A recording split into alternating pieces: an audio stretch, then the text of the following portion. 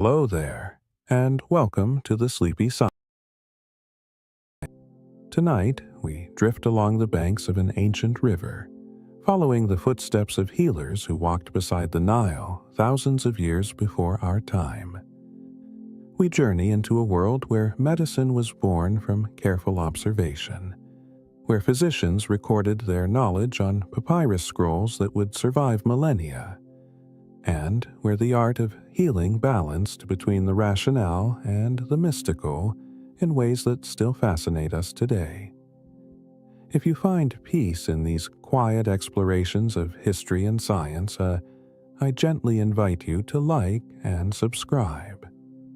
Your support helps others discover this calm corner where learning becomes a companion to rest, one sleepy soul at a time. But for now, simply settle in. Let your breathing slow. Allow the soft current of this story to carry you through time, back to the earliest days of medicine, when healers first began to understand the mysteries held within the human body. The ancient Egyptians developed one of the most sophisticated medical systems the ancient world had ever seen. Long before Greek physicians would lay the foundations of Western medicine, Egyptian doctors were performing surgeries, prescribing pharmaceutical remedies, setting broken bones, and documenting their observations with remarkable precision. They understood that wounds needed to be kept clean. They recognized the pulse and connected it to the heart. They performed complex procedures on the skull and spine, leaving behind records so detailed that modern doctors can follow their diagnostic reasoning across 4,000 years.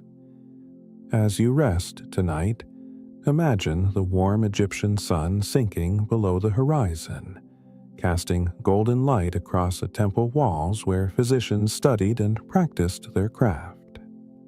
Picture scribes carefully recording medical knowledge in hieratic script, their reed brushes moving across papyrus in the flickering light of oil lamps.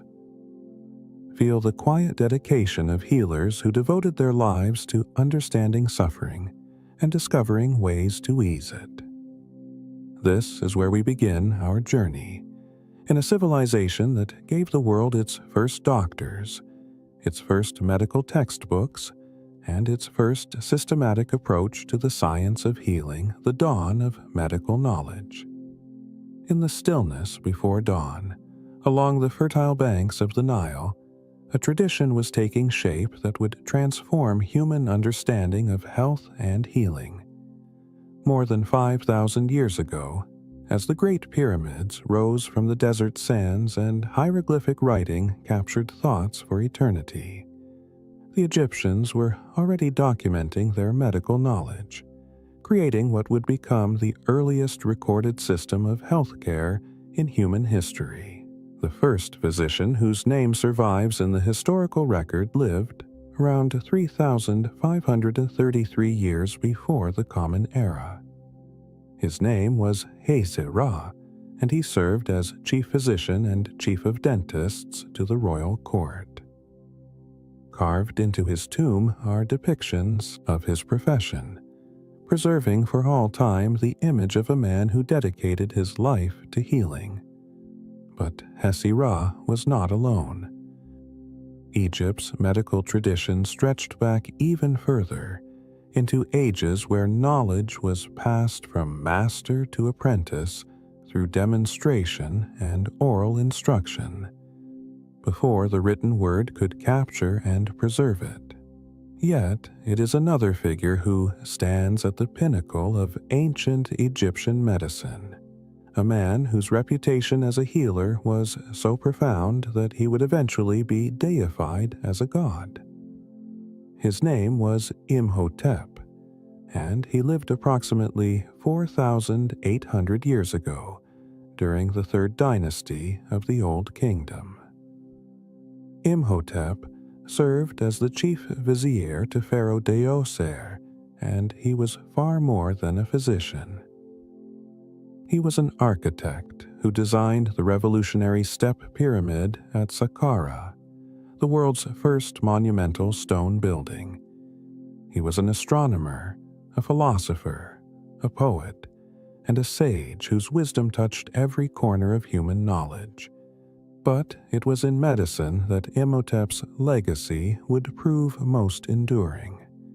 Ancient texts describe him as the author of medical treatises that emphasized observation and rational treatment. He argued again that disease occurred naturally, not as punishment from angry gods, though this view would coexist with spiritual interpretations of illness throughout Egyptian history. Temples were built in his honor, becoming centers of healing where the sick would come seeking cures. These temples served as early hospitals, places where medical knowledge accumulated and where healers learned their craft. By the time of the Greek period, more than 2,000 years after Imhotep's death, he was worshipped as the god of medicine and healing, revered alongside the Egyptian deity Thoth. The Egyptians understood something profound about the accumulation of knowledge. They recognized that wisdom must be recorded, studied, and transmitted across generations if it is to grow and evolve. And so they created institutions called Per-Ankh, houses of life, attached to temples throughout Egypt. These were not merely libraries, but centers of learning where scribes copied ancient texts, where scholars studied everything from astronomy to medicine, and where knowledge was preserved against the erosion of time. Physicians trained in these houses of life, learning from both written texts and experienced practitioners. Medical papyri served as their textbooks, containing case studies, diagnostic guidelines, and treatment protocols. These scrolls represented the accumulated wisdom of countless healers who had observed patients, tried different remedies, and recorded what worked and what did not. Each generation added to this knowledge, building upon the foundations laid by their predecessors. What made Egyptian medicine revolutionary was its systematic approach. Doctors did not simply react to illness with whatever remedy came to mind. They followed structured methods of examination, diagnosis, and treatment.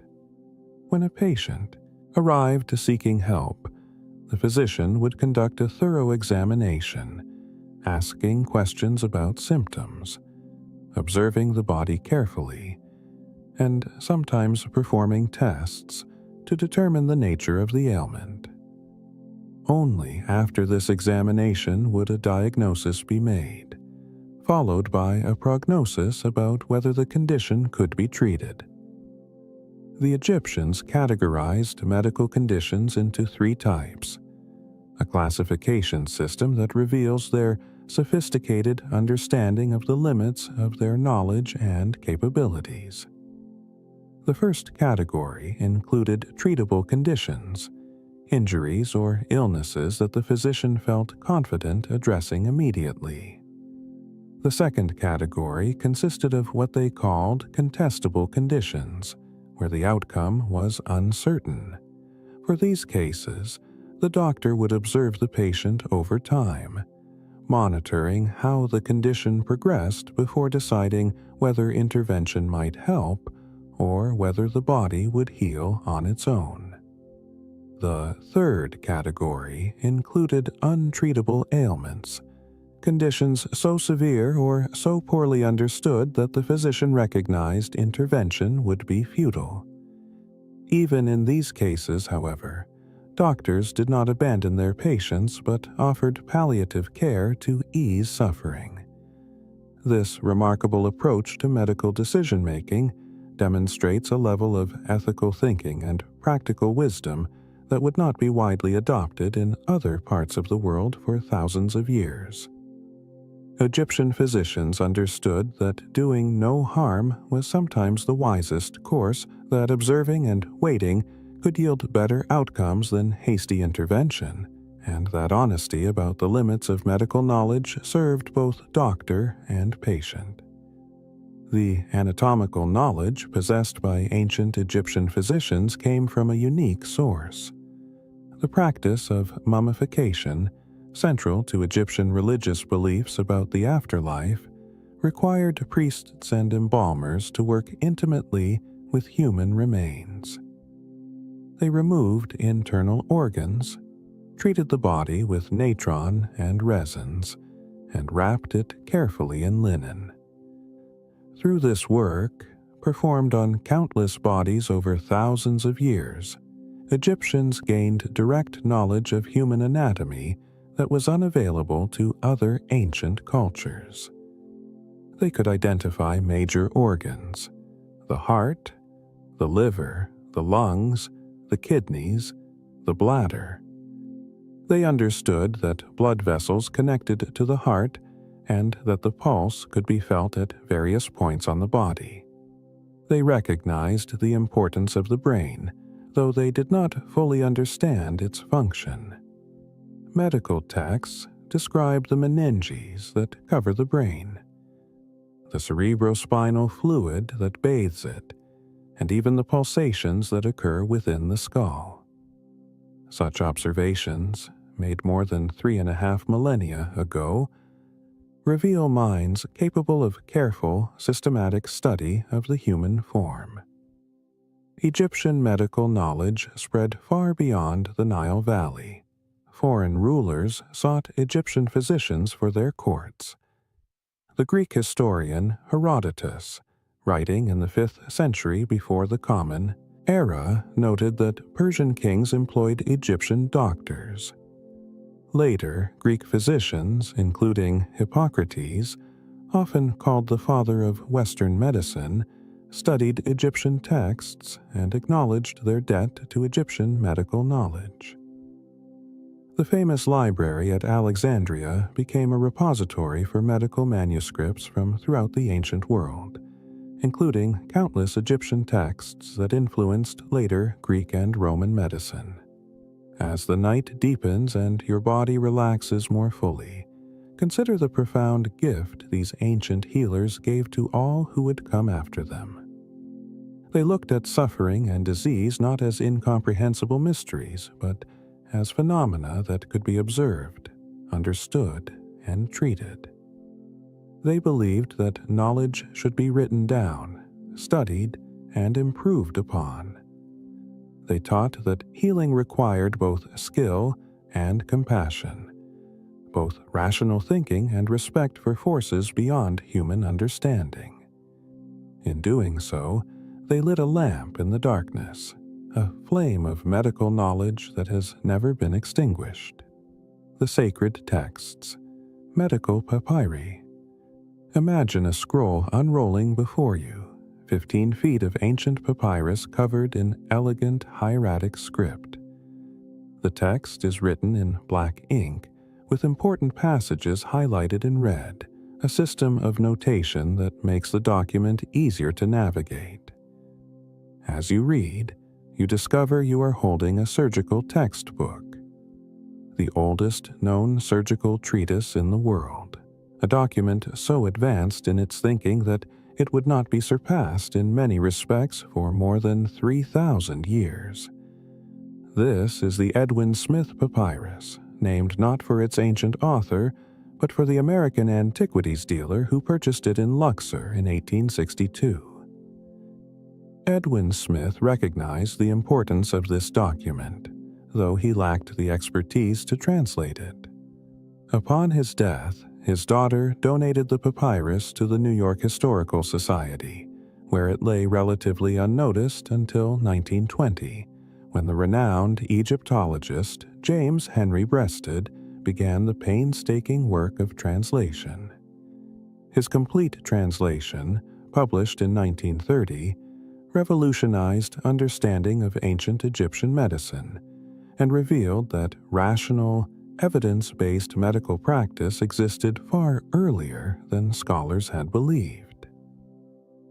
The Edwin Smith papyrus dates to approximately 1600 years before the Common Era, but scholars believe it is a copy of an older text, possibly dating back to the Old Kingdom around 3,000 years before the Common Era.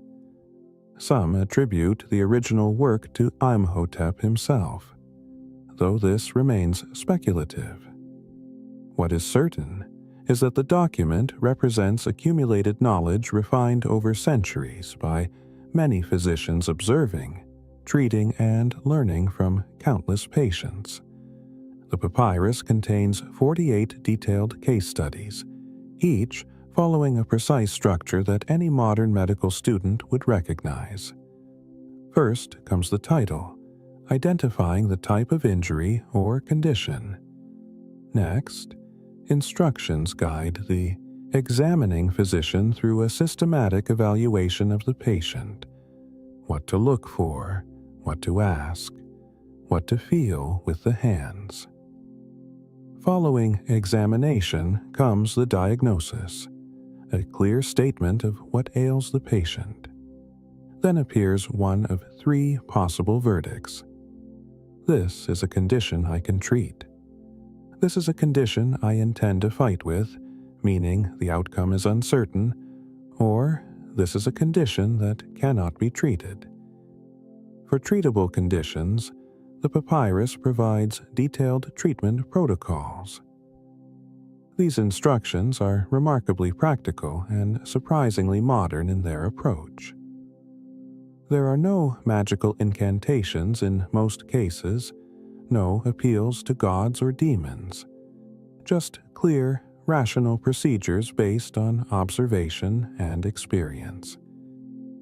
The treatments include suturing wounds, applying bandages, immobilizing fractures with splints, using honey and grease to prevent infection, and providing specific herbal remedies for different types of injuries. The cases proceed systematically from the head downward through the body. The first section deals with skull injuries, describing in astonishing detail the anatomy of the head. The text identifies the cranial sutures, the seams where skull bones join together. It describes the meninges, the protective membranes surrounding the brain. It notes the cerebrospinal fluid and even mentions the pulsations that can be felt within the skull. These observations would not be rediscovered in Western medicine until centuries later. Case 12 describes a broken nose with remarkable precision. The physician is instructed to examine the patient, noting whether the nose is sunken and whether the nasal bones move loosely under the fingers. Blood flowing from the nostrils confirms the diagnosis. The treatment involves cleaning the wound, then packing the nose with 2 plugs of linen saturated with grease to hold the bones in position while they heal. This procedure, closed reduction with nasal packing, remains a standard treatment for nasal fractures in modern emergency medicine. Case 14 may represent the world's earliest recorded nasal reconstruction surgery. For a wound that has split the nose, the text advises you should draw together for him the 2 lips of the wound with stitching. After suturing, the wound is to be treated daily with fresh meat for the first day, then with grease and honey, and finally covered with lint. Each step serves a purpose. Fresh meat provides moisture and possibly some antibacterial properties. Grease creates a barrier against infection. Honey, as we now know, possesses powerful antimicrobial qualities that promote healing. The papyrus includes several cases involving fractures of the skull, some quite complex. Case 20 describes a severe injury, where the text notes changes in the patient's speech and walking. Recognizing that damage to the head can affect function in distant parts of the body. This observation hints at an understanding that the brain controls bodily movement and sensation, a concept that would not be fully developed for millennia. Particularly fascinating are the 6 cases dealing with spinal injuries. These descriptions are so precise that modern neurosurgeons can identify the specific level of spinal cord injury being described. Case 33 discusses a dislocation of a cervical vertebra, a neck injury. The physician is instructed to examine the patient and note specific symptoms: an inability to turn the head, pain radiating down the arms, weakness in the limbs. The text explains that this is a serious injury, but one that can potentially be treated. The recommended treatment involves reducing the dislocation and immobilizing the patient to allow healing. Case 48 describes lower back pain, and the diagnostic process walks through examining the spine, checking for tenderness, testing movement, and evaluating whether pain radiates into the legs.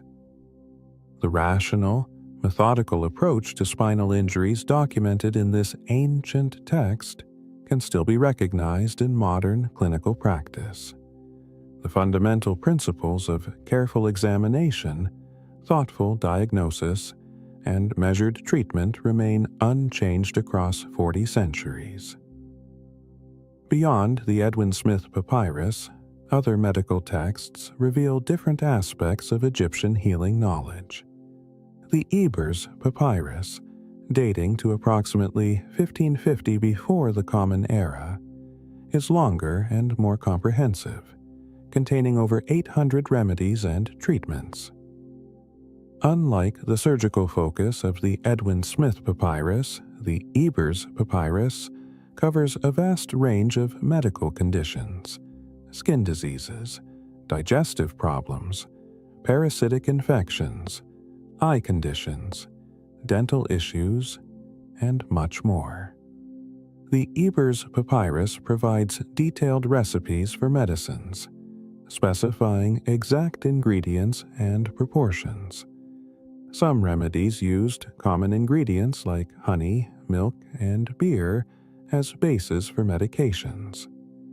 Others incorporated exotic substances, frankincense, myrrh, precious minerals, and rare herbs.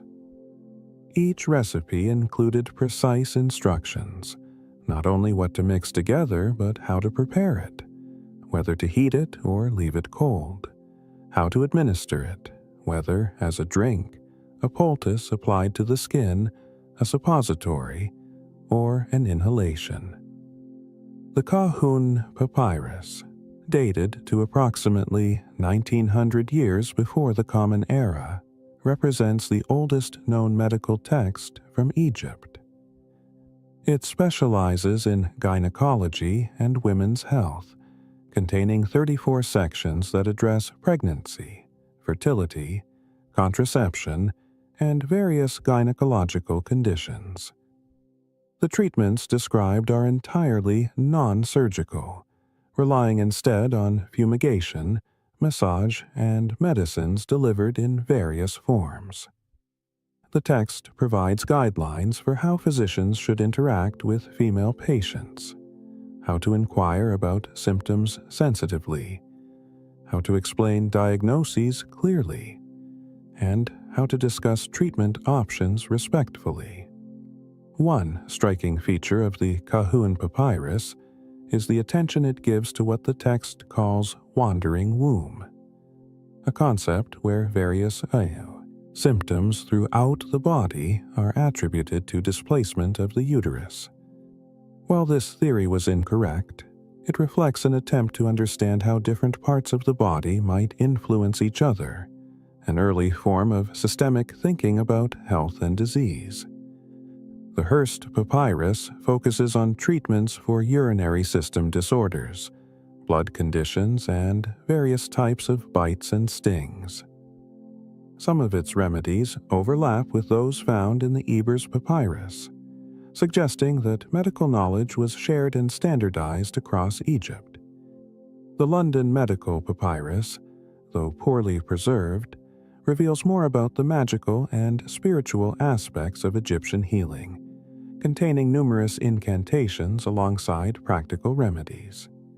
The Ramesseum papyri, discovered in the Great Temple complex of Ramesses II, consist of 17 individual documents focusing on eyes, gynecology, pediatrics, and treatments for muscles and tendons.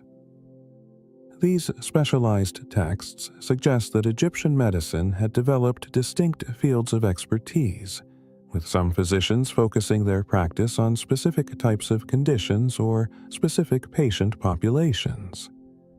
What unites all these papyri is their methodical approach to medical problems.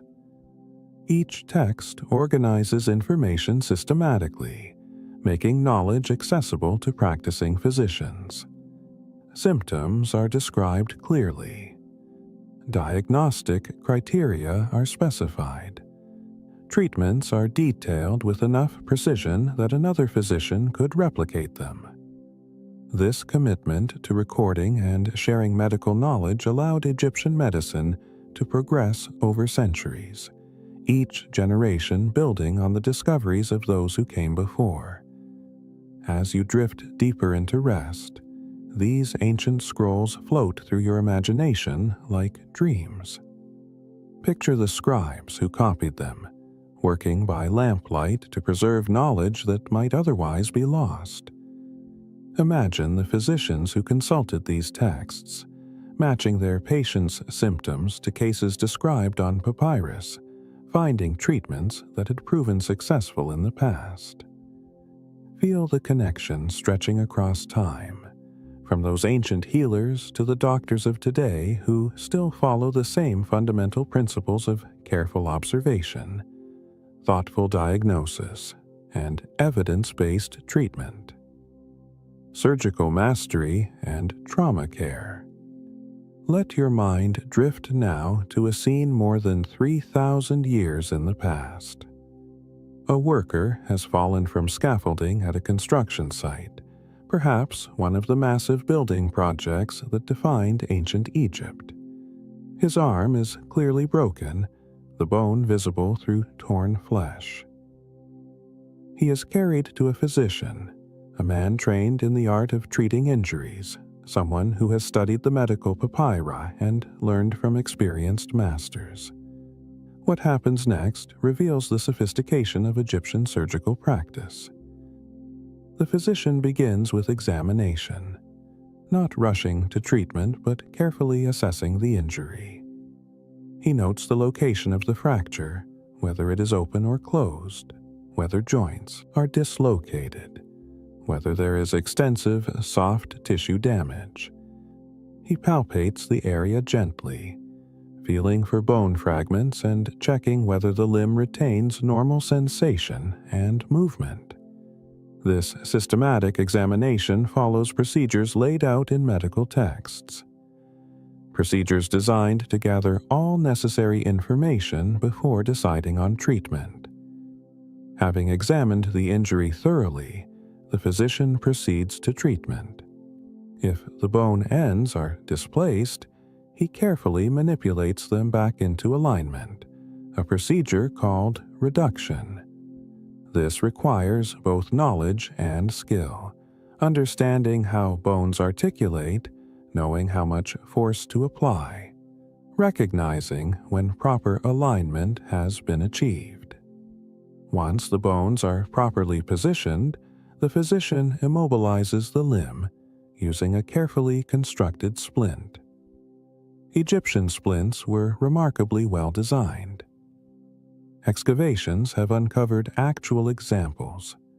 Splints made from wood or reeds, carefully shaped to fit the contours of a limb, padded with linen to prevent pressure sores, and secured with bandages. The Edwin Smith Papyrus describes splinting techniques in detail, explaining how to position the splint, how tightly to wrap it, and how often to check the limb to ensure circulation is not compromised. Some ancient remains show bones that healed with excellent alignment, testament to the effectiveness of Egyptian orthopedic techniques. For the open fracture where bone protrudes through skin, additional steps are necessary. The wound must be cleaned thoroughly to prevent infection. Egyptian physicians understood, even without knowledge of bacteria, that wounds exposed to dirt were more likely to become infected and that infection could be fatal. They washed wounds with water, sometimes with beer or wine, which we now know contain antimicrobial properties. They then applied honey, a substance modern science has confirmed possesses powerful antibacterial effects through multiple mechanisms. Honey creates an acidic environment hostile to bacteria, draws moisture from bacterial cells through osmotic action, and releases small amounts of hydrogen peroxide that kill microorganisms. After cleaning and applying honey, the physician might cover the wound with a poultice made from various substances. Grease or animal fat formed a protective barrier. Certain herbs added anti-inflammatory or antimicrobial properties. Linen bandages held everything in place while allowing the wound to drain. The dressing would be changed regularly, with the physician monitoring closely for signs of infection, redness, swelling, heat, purulent discharge. If infection developed despite these precautions, the physician might apply additional remedies, or, in severe cases, might consider amputation to save the patient's life. Dislocations presented different challenges. The shoulder, hip, jaw, and fingers could all be dislocated through trauma. The Edwin Smith Papyrus describes the reduction of a dislocated jaw in case 25, and the physician places his thumbs on the patient's lower molars and applies careful pressure, manipulating the jaw back into its socket. This exact technique is still taught in modern emergency medicine. Wall paintings from the tomb of Ipuai at Thebes show a physician treating what appears to be a dislocated shoulder, visual evidence confirming textual descriptions of orthopedic procedures. Head injuries received particular attention in Egyptian surgical texts, understandable given their frequency and severity. Skull fractures ranged from simple linear cracks to depressed fractures where bone fragments pressed inward against the brain. The Edwin Smith Papyrus describes multiple skull fracture cases, including fractures of the skull base, the temporal bone, and the facial skeleton. For some cases, the papyrus recommends conservative treatment, rest, and observation. For others, particularly depressed skull fractures, the text implies that surgical intervention might be attempted, though details are limited. What is remarkable is the level of anatomical detail provided for head injuries. The text identifies specific cranial sutures, describes layers of tissue covering the skull, and notes the brain itself. Case 6 discusses a gaping wound in the head that exposes the brain, and the text carefully describes what the examining physician will see: the membrane covering the brain tissue itself appearing like the corrugations that form on molten copper, and the pulsations visible within the wound. These observations could only have been made by physicians who carefully examined such injuries, overcoming natural revulsion to study anatomy and understand what they were seeing. The treatment of burns demonstrates another aspect of Egyptian surgical expertise. The Ebers Papyrus includes multiple remedies for burns with ingredients that modern research has validated. Aloe vera, used extensively by the Egyptians, contains compounds that reduce inflammation, promote healing, and provide cooling relief. Honey, again, prevented infection and created an environment conducive to healing. Certain resins provided protective barriers while adding antimicrobial properties. For burns, the papyrus recommends different treatments depending on severity. Fresh burns might be treated with a mixture of milk and barley flour to provide cooling and moisture. Once the initial inflammation subsided, honey or aloe-based ointments promoted healing. Severe burns that became infected received more aggressive treatment with antimicrobial substances, including copper compounds like malachite that are now known to have bactericidal properties. Wound closure represented another sophisticated surgical skill. The Edwin Smith Papyrus explicitly describes suturing wounds to bring the edges together. Case 14's instructions, draw together the two lips of the wound with stitching, provide clear evidence that Egyptians practiced suture techniques. Archaeological evidence supports this, with some mummified remains showing signs of healed surgical incisions closed with sutures. The actual materials used for sutures probably included linen thread, animal sinew, or possibly even hair, materials that would have been readily available and sufficiently strong. Beyond acute trauma, Egyptian physicians performed other surgical procedures. They lanced abscesses to drain pus, understanding that allowing infected material to escape promoted healing. They removed superficial tumors and cysts. They performed circumcision, both as a religious ritual and as a medical procedure in cases of phimosis. Wall paintings and reliefs show medical instruments in use: knives, scalpels, forceps, hooks, and other tools that would not look completely out of place in a modern operating room. Perhaps most impressive was the Egyptian approach to surgical decision-making. They understood that not all conditions could be treated surgically. The Edwin Smith Papyrus, in describing various injuries, sometimes concludes that a condition is untreatable, acknowledging the limits of surgical intervention. This honest assessment protected patients from futile procedures while allowing physicians to focus resources on cases where treatment might succeed. It also reflects a sophisticated understanding of surgical risk, the recognition that intervention itself carried dangers, and that sometimes the wisest course was to do nothing. Pain management during surgical procedures remains somewhat mysterious.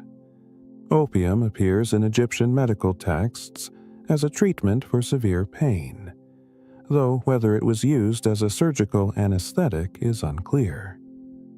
Some scholars suggest that wine or beer might have been used to dull sensation during procedures. Others propose that speed and skill might have been the primary methods of minimizing suffering, with experienced surgeons working quickly and efficiently to complete necessary procedures. As sleep draws nearer, picture the steady hands of an Egyptian surgeon at work. See the careful cleaning of a wound, the precise placement of sutures, the gentle wrapping of bandages. Feel the weight of knowledge accumulated over centuries, knowledge encoded in papyrus scrolls, passed from master to apprentice, refined through countless observations of what worked and what did not. These ancient surgeons understood something fundamental, that healing required both knowledge and compassion, skill guided by wisdom, and intervention tempered by an honest recognition of medicine's limits. The Pharmacy of the Nile. The sun rises over the Nile, illuminating fields and marshes rich with plant life. Along the riverbanks grow rushes and reeds. In the shallows, lotus flowers open their petals to the morning light. Further from the water, acacia trees provide shade, while date palms sway in the breeze. The Egyptians looked at this landscape and saw not just beauty, but a vast pharmacy, plants and minerals and animal products that could be transformed into medicines to treat a remarkable range of ailments. Egyptian pharmaceutical knowledge was extensive and sophisticated. The medical papyri list hundreds of different substances used in healing, each with specific applications and preparation methods. Some of these remedies seem strange to modern sensibilities, but many have been validated by contemporary scientific research as genuinely effective treatments. Honey stands out as perhaps the most important substance in the Egyptian pharmacopoeia.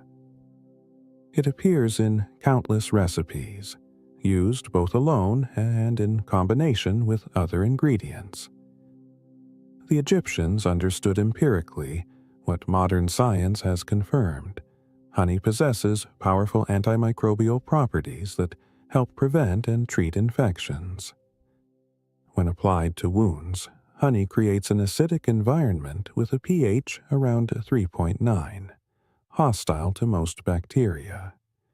It draws water out of bacterial cells through osmotic pressure, effectively desiccating them. Honey also slowly releases hydrogen peroxide through enzymatic action, providing continuous sterilization of the wound site. Beyond its antimicrobial effects, honey promotes healing through multiple mechanisms. It reduces inflammation, stimulates the growth of new tissue, creates a moist environment optimal for healing, and even reduces scarring. The Egyptians used honey for treating burns, wounds, ulcers, and skin infections. They mixed it with other ingredients to create ointments or applied it directly in its pure form. Some papyri specify particular types of honey for different conditions, suggesting an understanding that honey from different sources might have varying properties. Aloe vera, which grows readily in Egypt's climate, served as another cornerstone of Egyptian medicine. The thick gel contained within aloe leaves soothes burns, reduces inflammation, and promotes healing of damaged skin. The Ebers papyrus includes aloe in multiple remedies for skin conditions. Modern research has identified numerous bioactive compounds in aloe, polysaccharides that promote healing, antioxidants that reduce tissue damage, and anti-inflammatory agents that ease pain and swelling. The Egyptians may not have known the biochemical mechanisms, but they certainly recognized that aloe worked. Frankincense and myrrh, precious resins imported from distant lands, appear frequently in Egyptian medical texts. These aromatic substances were burned as incense in religious ceremonies, but they also had medicinal applications. Frankincense contains boswellic acids that reduce inflammation and may have pain-relieving properties. Myrrh has antimicrobial and antiseptic qualities. Both resins were incorporated into ointments for treating wounds and infections. They were also used in fumigation treatments, where patients would inhale smoke from burning resins, possibly to treat respiratory ailments. Garlic, that humble bulb so common in kitchens worldwide, was valued by Egyptian physicians for its medicinal properties. Workers building the pyramids were given rations of garlic, possibly because it was believed to increase strength and stamina. Medical texts prescribe garlic for various conditions: cardiovascular problems, infections, and digestive disorders. Modern research has revealed that garlic contains allicin and other sulfur compounds with genuine health benefits: cardiovascular protection, antimicrobial activity, and possibly immune system support. Willow bark appears in several papyri as a remedy for pain and inflammation. We now know that willow bark contains salicin, a compound that the body converts into salicylic acid, the active ingredient in aspirin. The Egyptians used willow bark preparations to treat headaches, fever, and inflammatory conditions. They also used it in poultices applied to joints affected by arthritis. The analgesic and anti-inflammatory effects they observed were real, the result of the same biochemical pathway that aspirin utilizes in modern medicine. The castor oil plant, which thrives in Egypt, provided oil used as a powerful laxative. The Ebers Papyrus includes numerous recipes for treating constipation, many featuring castor oil as a primary ingredient. The oil irritates the intestinal lining, stimulating contractions that move contents through the digestive system. While modern medicine tends to favor gentler laxatives, castor oil remains in use for certain applications, testament to its effectiveness despite its unpleasant taste and sometimes dramatic effects. Pomegranate, both fruit and rind, served multiple medicinal purposes. The juice was used as an astringent for treating diarrhea and dysentery. The rind, rich in tannins, was dried and ground into powder for similar applications.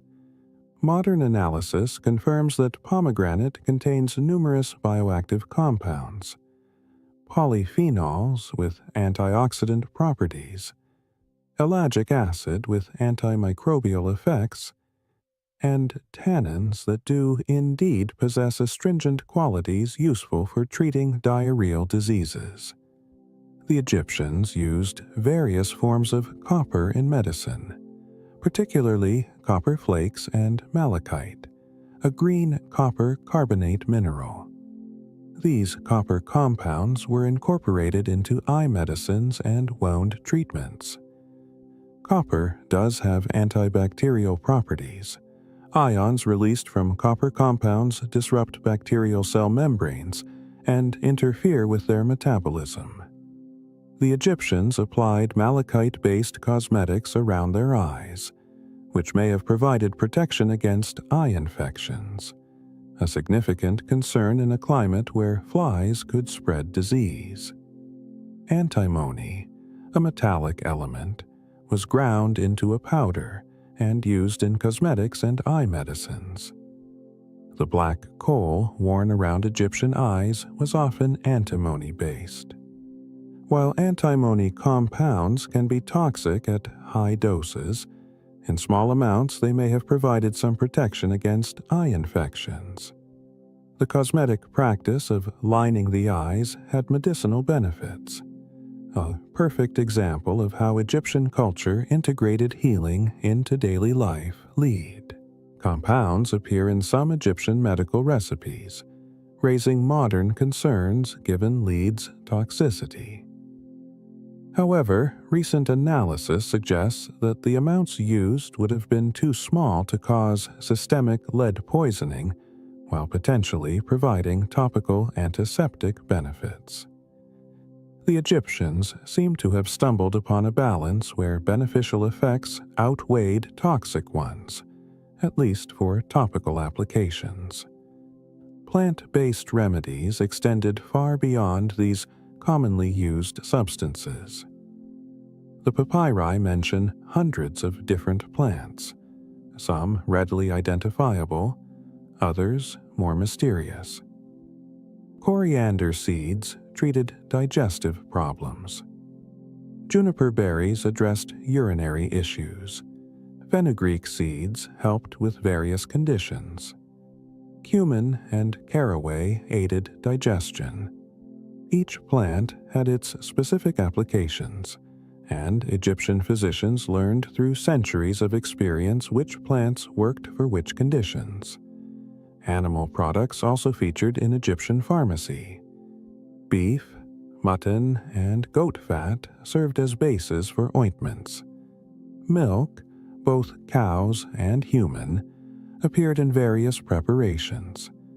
Liver, rich in nutrients, was prescribed for certain deficiency conditions. Honey, of course, is an animal product, created by bees from flower nectar. Even more unusual substances found their way into medicines: dried beetles, gazelle dung, hippopotamus fat. While some of these seem bizarre, others might have had genuine medicinal properties, or at least served as harmless placebos that helped patients through the psychological benefits of treatment. Mineral substances provided another category of medicines. Natron, sodium carbonate, was used widely in mummification and also had medicinal applications. It could be applied to wounds as an antiseptic or taken internally for digestive problems. Various salts were prescribed for different conditions. Ochre, iron oxide minerals, appeared in some remedies, possibly providing iron supplementation for anemic patients.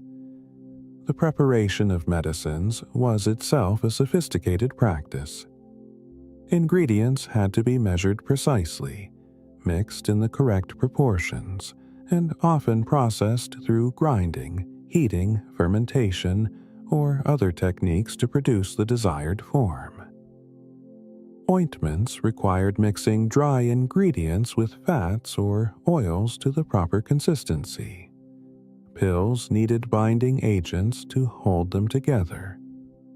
Liquid medicines might be mixed with beer, wine, or water to make them palatable and to aid in dissolving or suspending the active ingredients. Administration methods varied depending on the condition being treated and the properties of the medicine, either as pills, as liquids drunk, or mixed with food. Suppositories delivered medicines directly to the lower digestive tract for conditions like hemorrhoids or for general absorption. Fumigation and inhalation brought aromatic substances into the respiratory system. Even eye drops and ear drops were precisely prepared and administered. The Egyptian approach to pharmacy demonstrated a sophisticated understanding of drug delivery and effectiveness.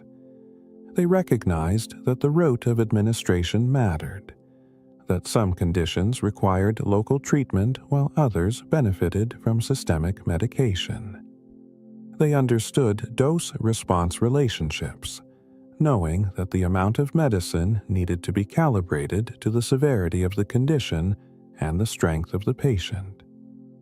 They monitored treatment effects, adjusting medicines if patients did not respond as expected. As your breathing slows and deeper rest approaches, imagine walking through an ancient Egyptian garden dedicated to healing plants. Smell the aromatic herbs, the sharp scent of garlic, the sweet perfume of lotus flowers, the resinous aroma of frankincense. See healers gathering plants at specific times, understanding that harvesting at the right season or time of day might affect potency. Watch as medicines are prepared. Ingredients ground in mortars, mixed with precise amounts of honey or oil, shaped into pills or spread onto linen for poultices. Feel the accumulated wisdom. Generations of healers observing which plants helped which conditions, refining recipes, improving techniques, building a pharmacological tradition that would influence medicine for millennia to come. Specialized medical fields. Picture a crowded marketplace in ancient Thebes.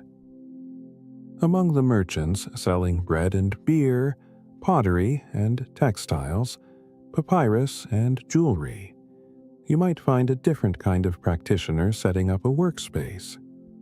This person carries tools and medicines, and a sign or announcement identifies their specialty. This is not a general physician, but a specialist, someone who focuses their practice on treating specific types of conditions or specific parts of the body. The Greek historian Herodotus, visiting Egypt around 440 years before the Common Era, wrote with amazement about the degree of specialization he encountered in Egyptian medicine. Each physician is a healer of one disease and no more, he observed. All the country is full of physicians, some of the eye, some of the teeth, some of what pertains to the belly, and some of the hidden diseases. This specialization, common in modern medicine but rare in the ancient world, reflects the sophistication of Egyptian medical practice. Ophthalmology, the treatment of eye conditions, was particularly well developed in ancient Egypt. The climate created perfect conditions for eye problems. Bright sunlight reflected off sand, and water could damage vision. Dust and sand blown by desert winds irritated eyes. Flies, ever present near the Nile, spread infections like trachoma, a bacterial disease that causes scarring of the cornea and can lead to blindness. Given these challenges, it is unsurprising that Egyptians developed specialized knowledge in treating eye conditions. The medical papyri contain numerous remedies for eye problems. Treatments for infections included washing the eyes with various solutions, milk mixed with honey, water infused with healing plants, or solutions containing copper compounds. For inflammation, soothing ointments were applied. Certain conditions were treated with fumigation, having the patient lean over smoking incense to allow vapors to reach the eyes. Some prescriptions seem to recognize different types of eye infections, requiring different treatments, suggesting an ability to diagnose specific conditions based on observation of symptoms. Trachoma, caused by the bacterium Chlamydia trachomatis, must have been a significant problem. The disease causes repeated infections that scar the inside of the eyelid, eventually turning the eyelashes inward to scratch the cornea with each blink. Egyptian doctors may have performed a simple surgical procedure to correct this, scraping or cutting the scarred eyelid to prevent further damage. While not curative, such intervention could preserve vision and reduce pain.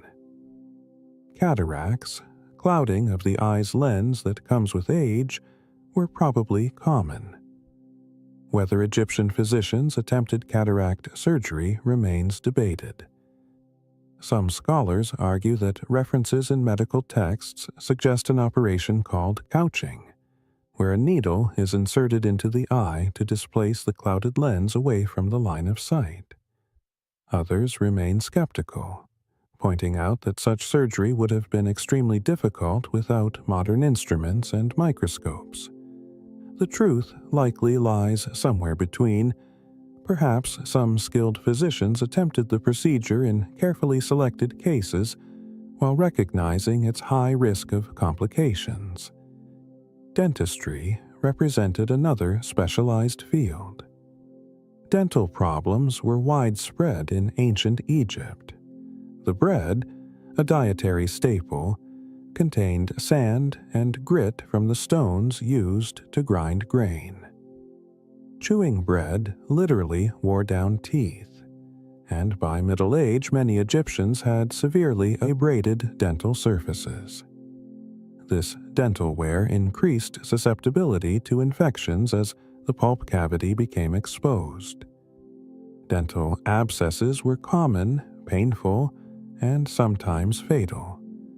The musician Giadmata Sank died around age 35 from a dental abscess that spread infection into the surrounding tissue and ultimately into the bloodstream. Dental treatment options were limited. The papyri describe remedies for toothache, mixtures to be applied to the affected tooth or gums to reduce pain and inflammation. Prescriptions included ingredients like myrrh, which has analgesic properties, mixed with honey or oil. For severe pain, opium might have been used, though evidence for this remains circumstantial.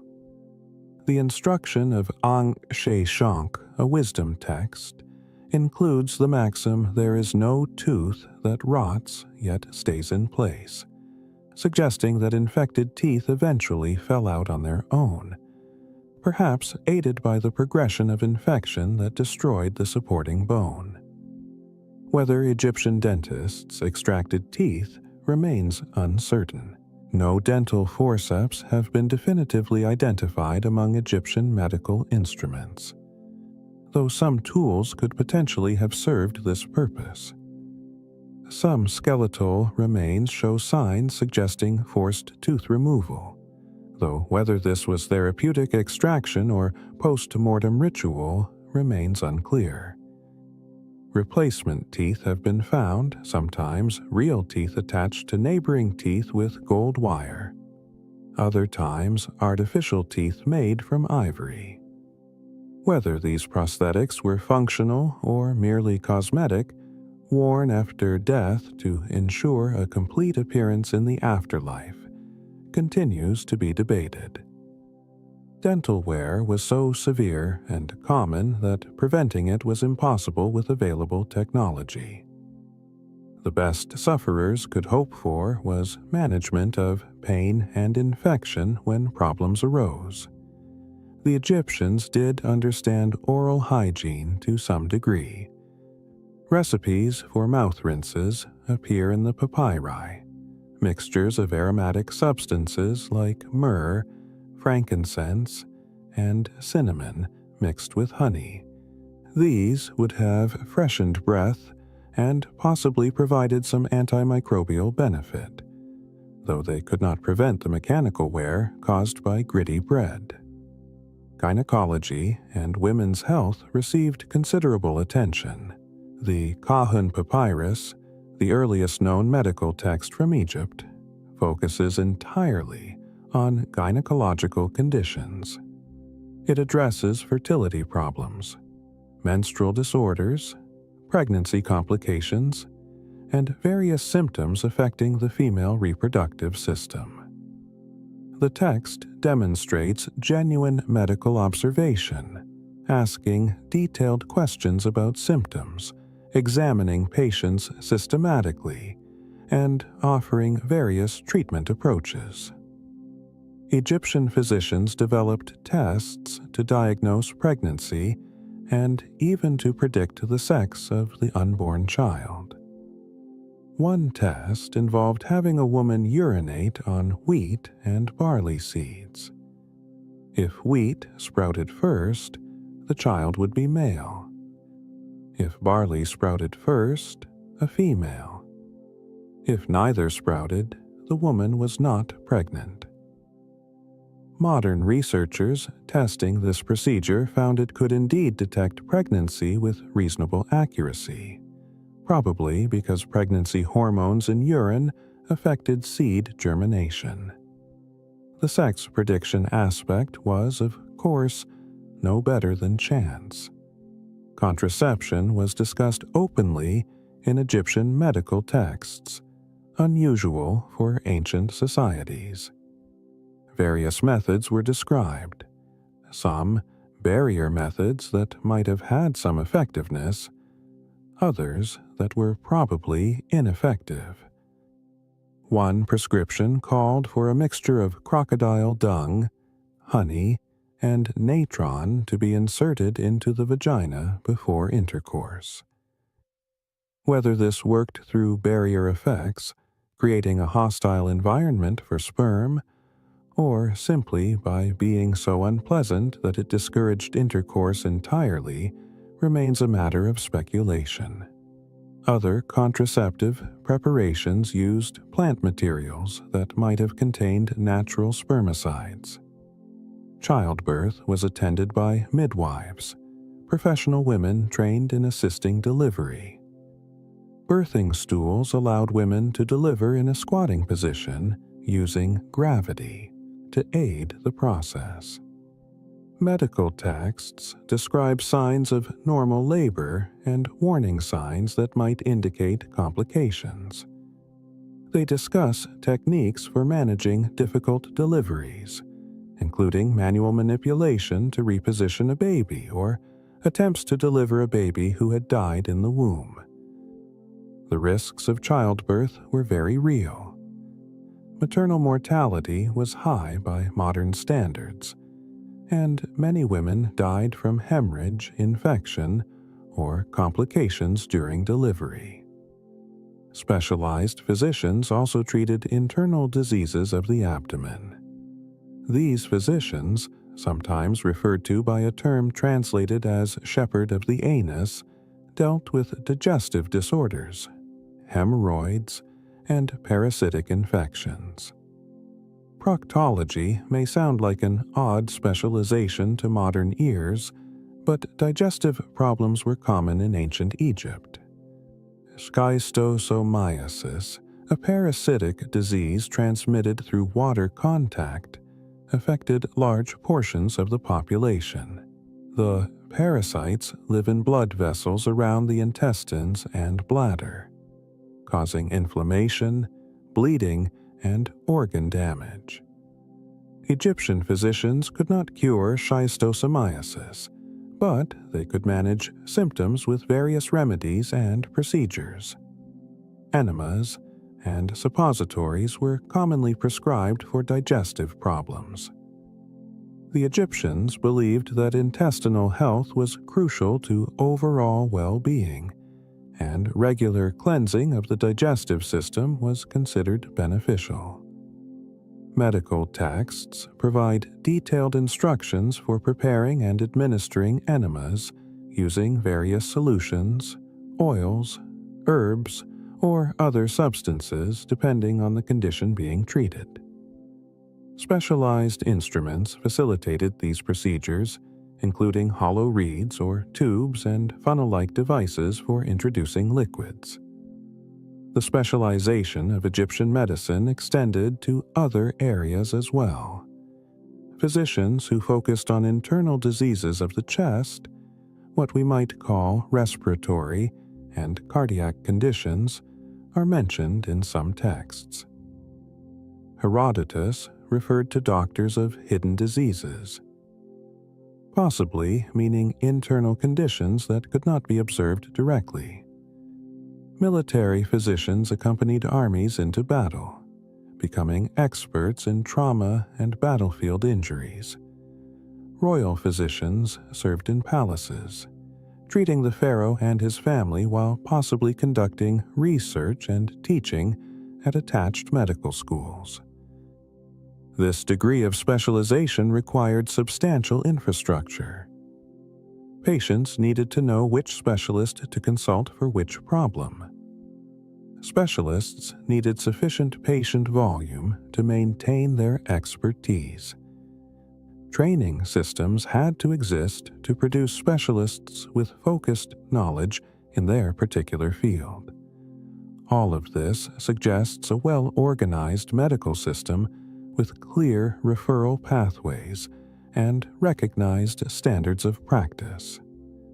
As sleep draws even closer, imagine yourself in the hands of a skilled Egyptian specialist.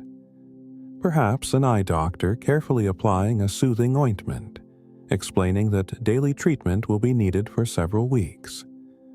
or a dental specialist mixing an analgesic paste to ease the throbbing pain of an infected tooth. Maybe a gynecologist discussing pregnancy symptoms, offering reassurance and herbal remedies for morning sickness. Feel the confidence that comes from seeing someone who has devoted their practice to understanding one particular aspect of healing. Someone who has treated hundreds of similar cases and knows what works and what does not. Specialization represents medical knowledge becoming so deep and complex that no single physician can master all of it. A sign not of medicine's weakness, but of its strength and sophistication. The blend of magic and medicine. The boundary between the physical and spiritual was fluid in ancient Egyptian thought. The gods walked among mortals, or so the stories told. Divine forces shaped the world, bringing the Nile's flood each year, moving the sun across the sky, weighing hearts against the feather of truth in the afterlife. And so when illness struck, when pain came without obvious cause, when wounds festered despite treatment, Egyptians saw the hands of gods and spirits at work alongside natural processes. Egyptian medicine was never purely rational, never entirely divorced from religious and magical thinking. Even the most scientifically oriented medical texts, like the Edwin Smith Papyrus with its systematic case studies, occasionally resort to magical incantations. The Ebers Papyrus and other medical documents contain numerous spells intended to drive out demons, appeal to protective deities, or invoke supernatural healing forces. This combination of rational treatment and magical practice might seem contradictory to modern eyes, but for the Egyptians it was entirely logical. They were addressing illness on multiple levels, treating the physical body while also confronting the spiritual dimensions of disease. The goddess Sekhmet embodies this duality perfectly. She was simultaneously the bringer of disease and the healer of disease. A lioness-headed deity of terrifying power, Sekhmet could send plagues upon those who angered her, but she could also cure illness when properly appeased. Many Egyptian physicians served as priests of Sekhmet, undergoing training that included both medical knowledge and religious ritual. They learned surgical techniques and pharmaceutical recipes, but they also learned the prayers and offerings that would invoke Sekhmet's healing aspect while placating her destructive nature. Heka, whose name translates roughly as magic or magical power, was simultaneously a deity and a concept.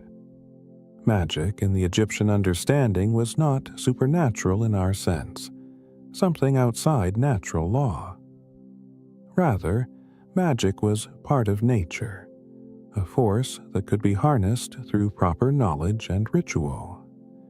Heka was the force that made creation possible, the power the gods themselves used to shape reality.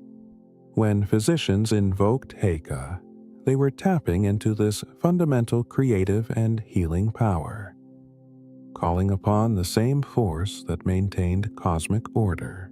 The deification of Imhotep transformed a historical physician into a god of healing.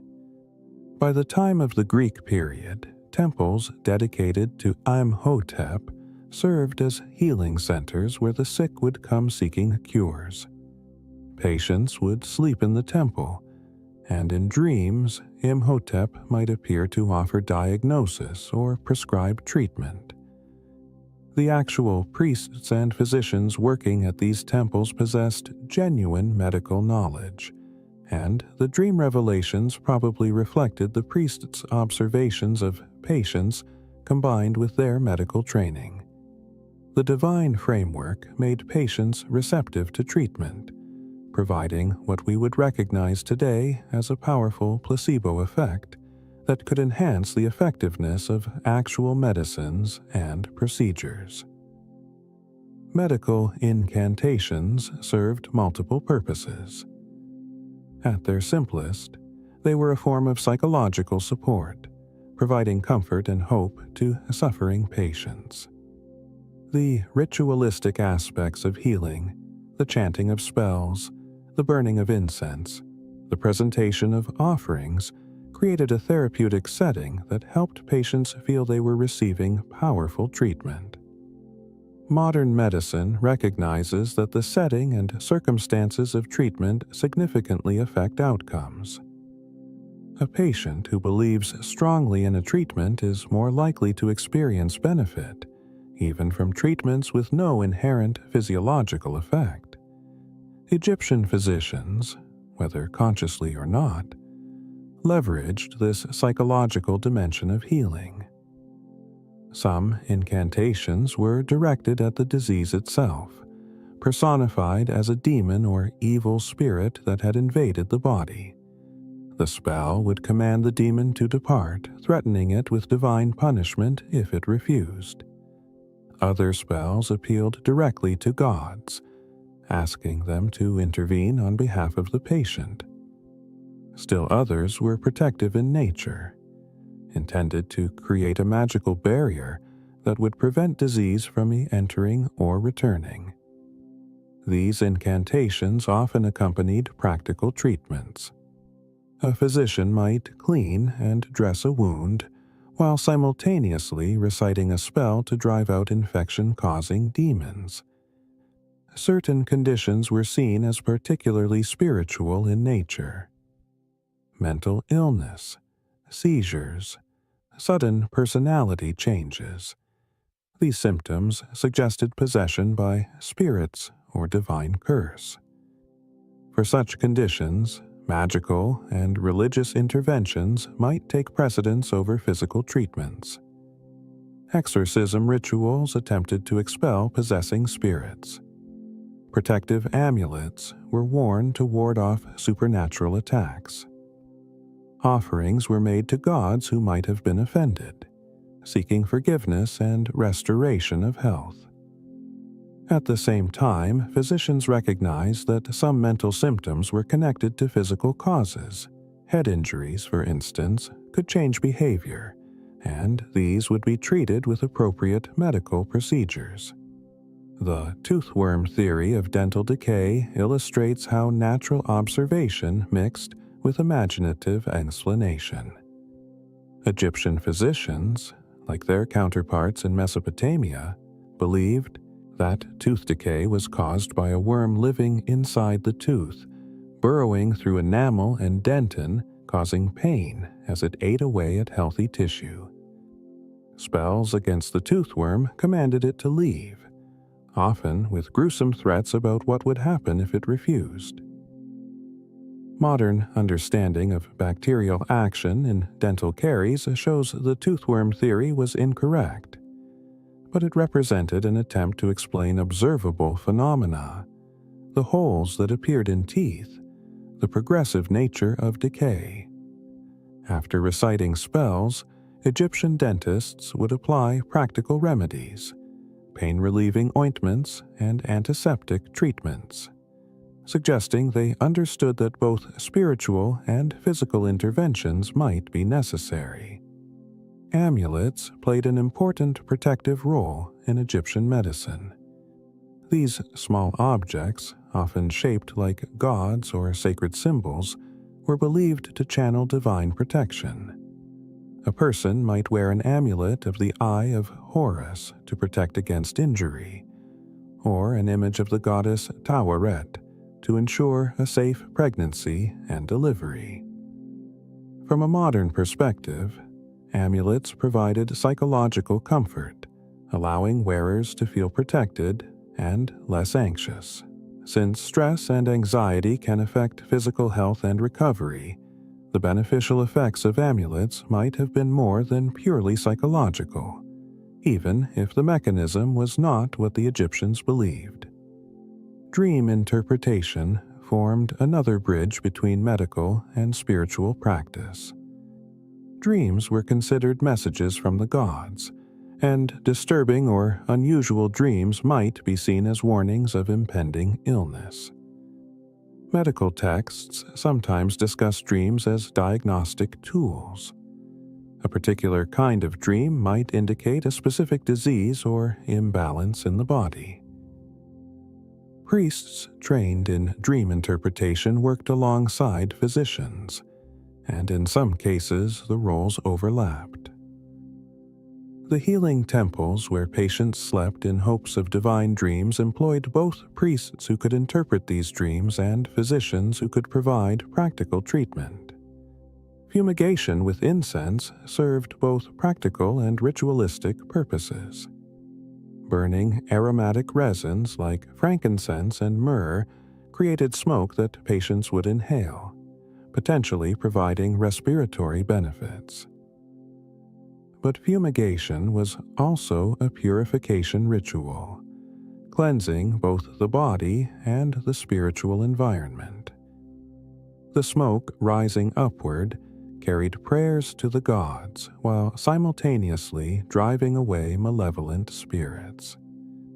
This dual function, physical treatment and spiritual cleansing, exemplified the integrated nature of Egyptian healing. Certain times were considered more auspicious for medical treatment: the phases of the moon, the position of stars, the festivals associated with particular gods. All these might influence when a procedure should be performed or when a medicine should be administered. While some of this was purely superstitious, other timing considerations had practical basis. Surgical procedures performed during cooler months might have lower infection rates. Certain plants harvested at specific times might have higher concentrations of active compounds. The balance between rational and magical approaches in Egyptian medicine shifts depending on which source we examine. The Edwin Smith papyrus is notably rational, with magic appearing in only a couple of cases out of 48. Other papyri, particularly the London Medical Papyrus, emphasize magical approaches more heavily. This variation suggests different physicians and different traditions balanced these elements differently. Some physicians might have been more empirically minded, focusing primarily on observable physical treatments. Others might have leaned more heavily on spiritual interpretations and ritual interventions. Patients probably sought out practitioners whose approach aligned with their own beliefs and the nature of their illness. What is crucial to understand is that Egyptian physicians themselves likely did not separate magic and medicine the way modern minds do. They lived in a world where the spiritual and material interpenetrated, where gods and humans, demons and diseases all interacted in a complex web. Treating disease meant addressing all dimensions of the problem. Physical treatments dealt with material symptoms. Spiritual interventions addressed the deeper causes and appealed to forces that could influence outcomes beyond what human hands could achieve. From their perspective, a physician who relied solely on physical treatment while ignoring spiritual aspects would be as incomplete as a modern doctor who treated symptoms while ignoring root causes. Let yourself drift now into that ancient worldview, where gods watch over human affairs, and where the seen and unseen realms touch. Imagine seeking treatment for an illness, receiving not just medicine but blessing, not just bandages but prayers. Feel the comfort of knowing that the most powerful forces in the cosmos are being invoked on your behalf. Whether the healing comes from herbs or from divine intervention matters less than the restoration of health. In this liminal space between waking and sleeping, perhaps you can sense what the Egyptians understood. that healing operates in multiple dimensions simultaneously, and that wisdom lies in addressing all of them. Medical training and practice. Morning light filters through narrow windows into a room attached to a temple. Students sit on reed mats, their attention focused on a scroll being read aloud by their teacher. The text is a medical papyrus, and today's lesson covers the treatment of skull fractures. The teacher explains each case carefully, describing the symptoms the examining physician should look for, the diagnostic conclusions that follow from those observations, and the treatment protocols that have proven successful in the past. Students take notes on their own papyrus sheets, copying the information they will need to remember when they become physicians themselves. This scene, replicated in houses of life throughout Egypt over centuries, represents the formal training of Egyptian physicians. The houses of life, Per Ankh in the Egyptian language, were institutions attached to major temples. They served as libraries, scriptoria where texts were copied, schools where various subjects were taught, and centers of intellectual life. Medicine was one of many disciplines taught at the houses of life, alongside astronomy, mathematics, theology, and other fields of knowledge. Medical training likely began with literacy. Students had to learn to read and write hieroglyphic and hieratic scripts, a demanding task given the complexity of Egyptian writing. Only after mastering written language could they begin studying the medical texts that contained centuries of accumulated knowledge. Some students entering medical training were probably the children of physicians, following a family profession. Others might have been talented young people identified and sponsored for advanced education. Still, others might have been temple servants or scribes who developed an interest in medicine. The core curriculum revolved around studying the medical papyri. Students would read and memorize case studies from texts like the Edwin Smith and Eber's papyri.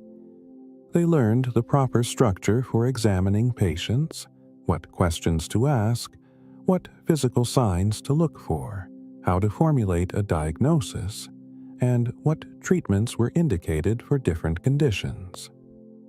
Repetition and memorization played a large role. Students needed to internalize vast amounts of information so they could recall it when examining actual patients. Practical training complemented textual study. Students observed experienced physicians at work, watching examinations, assisting with procedures, learning techniques through demonstration and supervised practice. A student might first practice mixing medicines, learning to identify different ingredients, measure proportions accurately, and prepare various types of remedies. Later, they might assist with wound care, changing dressings, applying ointments, helping to position patients during examinations. Gradually, under supervision, they would perform increasingly complex procedures themselves. Surgical training required particular care. A student learning to suture wounds would first practice on leather or animal hides, perfecting the technique before attempting it on human tissue. Reduction of dislocations and fractures required physical practice, learning how much force to apply and in which direction. Setting a splint properly demanded hands-on instruction, understanding how to position it, how tightly to wrap bandages, how to ensure circulation was not compromised. These skills could not be learned from texts alone. They required guidance from a master and opportunities to practice under supervision. Some medical training probably occurred on battlefields and at building sites where injuries were common. Military physicians accompanying armies would have seen numerous trauma cases, gaining experience that could not be obtained elsewhere. Construction projects, where workers faced risks of falls and accidents, provided opportunities for trauma physicians to practice their skills. A young physician attached to such settings would learn rapidly, confronted daily with situations requiring quick assessment and treatment. The length of medical training remains uncertain. Given the vast amount of knowledge to be mastered and the variety of skills to be developed, training likely lasted several years at minimum. Some specialties might have required additional study. An aspiring ophthalmologist would need to learn not just general medicine, but all the specific conditions affecting the eyes and the particular treatments for each.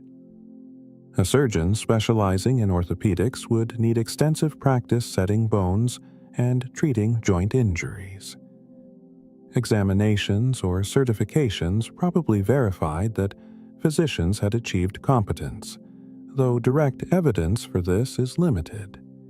Some inscriptions mention physicians holding official titles granted by the pharaoh, suggesting some form of formal recognition. The title chief physician implies a hierarchy within the medical profession, with senior practitioners supervising junior ones. Royal physicians, those serving in the palace, presumably were selected based on demonstrated skill and knowledge, creating a form of credentialing through royal appointment. Female physicians existed in ancient Egypt, a remarkable feature for the ancient world. The earliest known female physician, Meret Ptah, served as chief physician at the royal court around 700 years ago.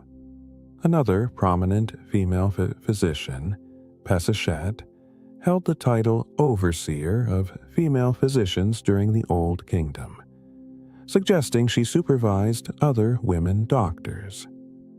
The existence of female physicians indicates that women could receive medical training and practice professionally, though we lack details about whether their training differed from male physicians and whether they specialized in treating female patients or practiced general medicine.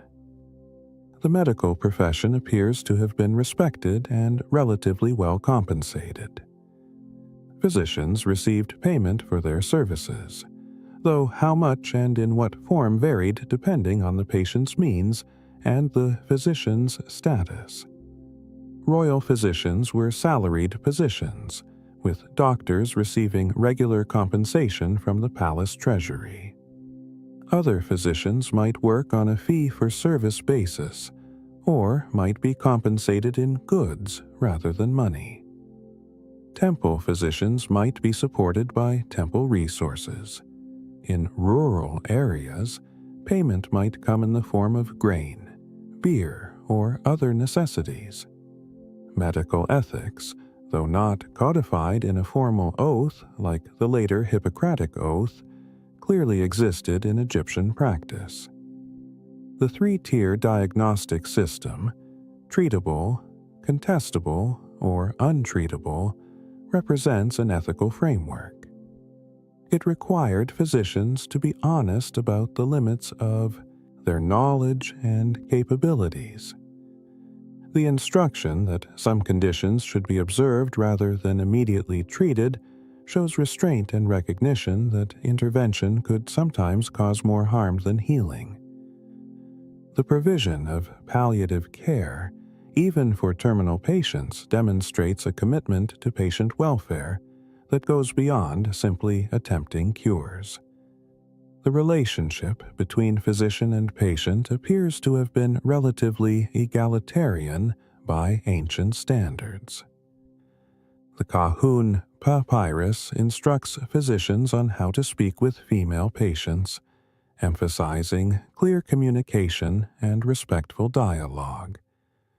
Medical texts sometimes indicate that treatment plans should be explained to patients, suggesting physicians did not simply impose treatments but worked collaboratively with those they served.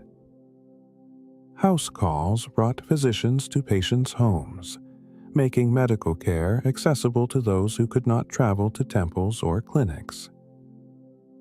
Physicians apparently enjoyed a degree of legal protection.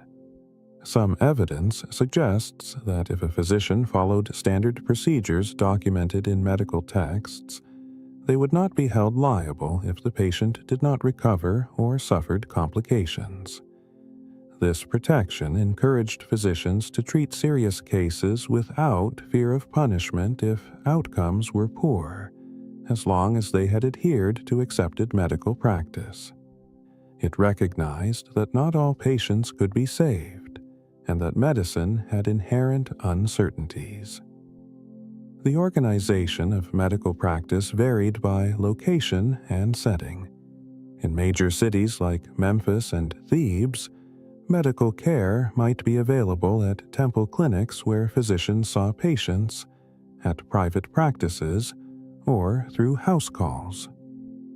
In smaller towns and villages, access to trained physicians might be more limited, with medical care provided by healers with less formal training, or by priests who combined religious and medical roles. Military campaigns included physicians in their organization, ensuring soldiers had access to medical care. Building projects employed medical personnel to treat workers injured on site. Hospitals, in the modern sense of institutions where patients are admitted for extended care, probably did not exist. However, temples with healing functions served similar purposes. Sick people might come to these temples and remain for days or weeks, receiving treatment from temple physicians while appealing to the gods for healing. The healing temples of Imhotep and other medical deities functioned as early forms of hospitals, where patients received both spiritual and medical care. Professional societies or guilds might have existed, though evidence is limited. Physicians with similar specialties might have associated with each other, sharing knowledge and perhaps maintaining standards of practice. The title Overseer of Physicians suggests administrative structures within the medical profession. These supervisors might have been responsible for ensuring quality of care, training new physicians, and resolving disputes or questions about proper treatment. As consciousness fades and dreams approach, picture yourself among students in a house of life. The teacher's voice grows distant as sleep draws near. You have learned much today about treating skull fractures, about recognizing when intervention might help, and when observation is wiser. Tomorrow brings new lessons, new texts to study, new techniques to practice. But for now, rest. Let the knowledge settle into memory, becoming part of the foundation upon which a lifetime of healing will be built. Understanding the body. The Egyptians stood at the banks of death and peered across into the mystery of the body. Their religious beliefs required preservation of the physical form for the afterlife, and so they developed mummification, a process that brought them into intimate contact with human anatomy. Embalmers opened bodies, removed organs, studied structures that in living people remained hidden beneath skin and muscle. From this work came knowledge that informed medical practice, an understanding of anatomy that, while incomplete by modern standards, was remarkable for its time. The heart held central importance in Egyptian anatomy and theology. They recognized the heart as a vital organ, different from all others in function and significance. The heart, they believed, was the seat of intelligence, emotion, and character. It was the organ that would be weighed against the feather of truth in the afterlife, determining whether the deceased was worthy to enter paradise. Medical texts describe the heart and recognize its connection to the pulse, the rhythmic beating that could be felt at various points on the body. Egyptian physicians understood that vessels, what we call arteries and veins, connected to the heart and spread throughout the body. They recognized that these vessels carried blood, and they noted the pulse traveling through them. The Ebers Papyrus describes counting the pulse, using it as a diagnostic tool. Different pulse characteristics, fast or slow, strong or weak, regular or irregular, provided information about the patient's condition. This early understanding of the cardiovascular system, limited though it was, represents genuine physiological insight. However, the Egyptian understanding of what these vessels carried was confused. Some texts suggest vessels carried not just blood, but also air, water, urine, semen, and even tears.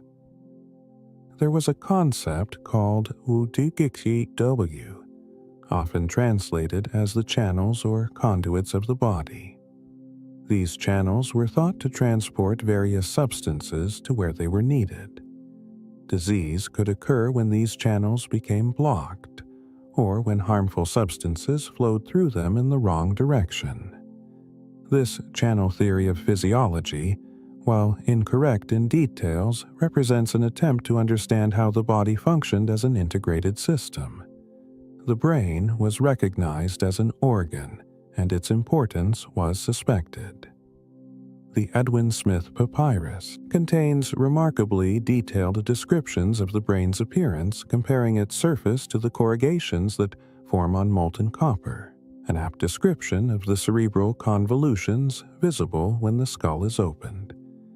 The text describes the meninges, membranes covering the brain, and notes the cerebrospinal fluid surrounding it. Most remarkably, some cases recognize that injuries to one side of the head could affect a function on the opposite side of the body, an observation that hints at understanding the brain's role in controlling bodily movement and sensation. Despite this knowledge, the brain was not considered particularly important in Egyptian theology or physiology. During mummification, the brain was usually removed and discarded while the heart was carefully preserved. The Egyptians did not understand that thought, personality, and consciousness originated in the brain. They attributed these functions to the heart, a misconception that would persist for millennia in various medical traditions. The liver, lungs, stomach, and intestines were all recognized as distinct organs with different appearances and locations.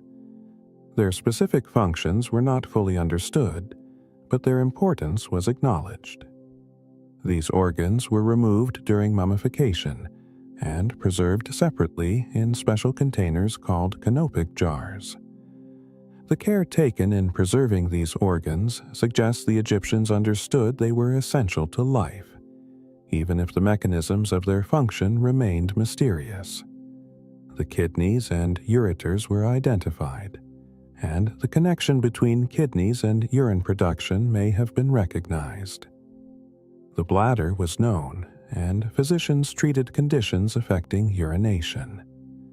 The reproductive organs, both male and female, were understood in terms of their visible anatomy and their role in procreation.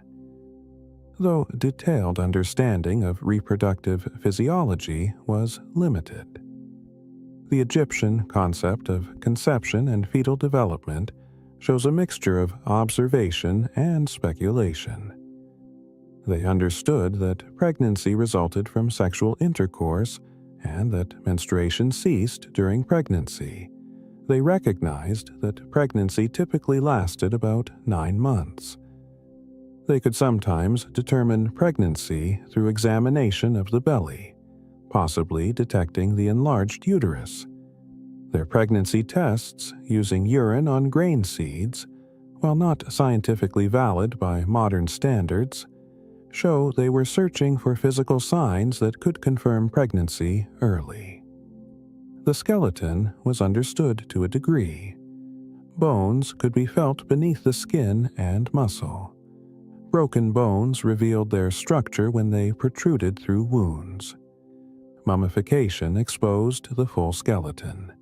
Egyptian physicians recognized major bones like the skull, spine, ribs, and long bones of the limbs.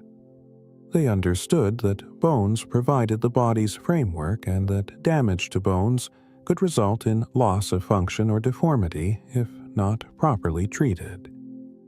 Joints were recognized as special structures where bones articulated, allowing movement.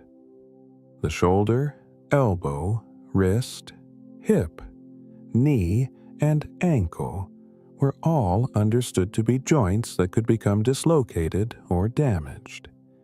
Medical texts describe testing joint function to assess injuries, flexing and extending limbs to see if normal range of motion was preserved. This practical knowledge of musculoskeletal anatomy supported effective orthopedic treatment. Muscles, tendons, and ligaments were less clearly differentiated in Egyptian anatomy. These soft tissues were recognized as important for movement, but the detailed distinctions between muscle tissue, which contracts to produce movement, tendons, which attach muscles to bones, and ligaments, which stabilize joints, were not fully understood. However, practical understanding existed.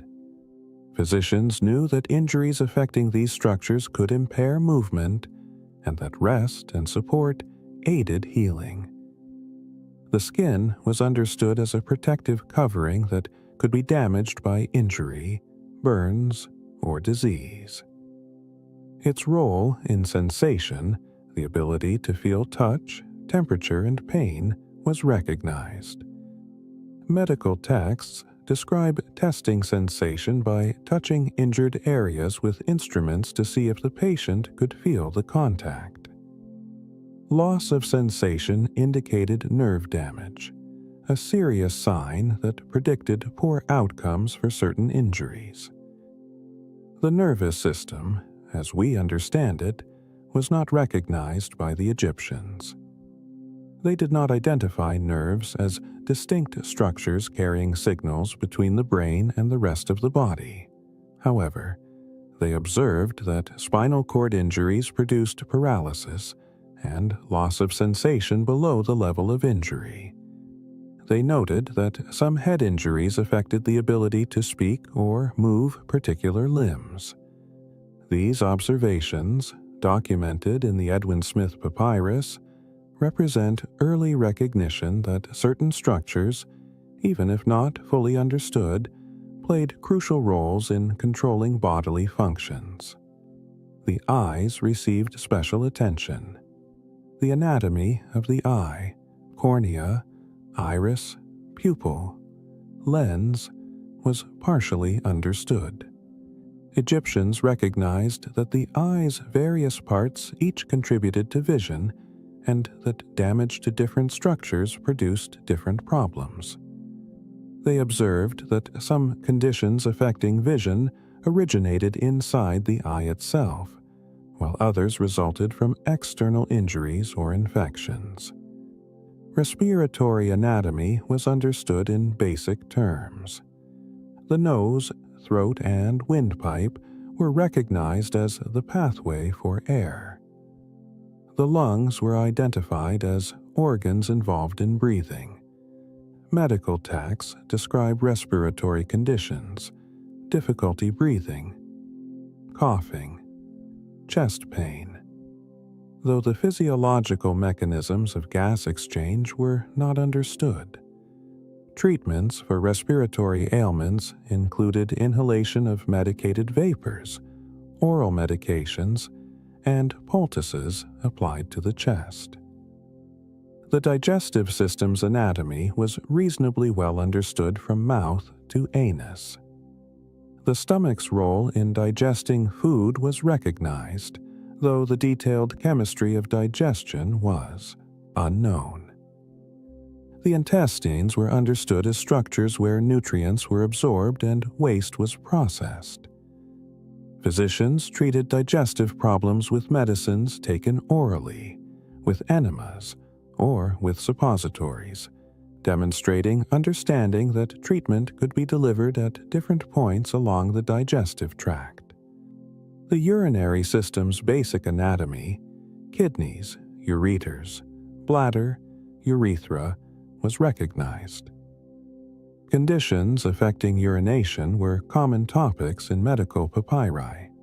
Physicians could distinguish between different types of urinary problems: inability to urinate, painful urination, blood in urine, frequent urination, suggesting they understood these symptoms might indicate different underlying conditions.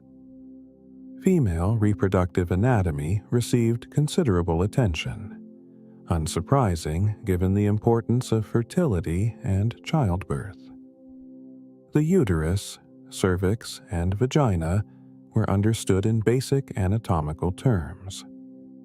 The connection between the uterus and menstruation was recognized. The changes in the uterus during pregnancy were partially understood, growing larger to accommodate the developing child, though the placenta and other structures were less clearly comprehended. Egyptian anatomical knowledge had significant limitations. They did not understand cellular structure or the microscopic organization of tissues.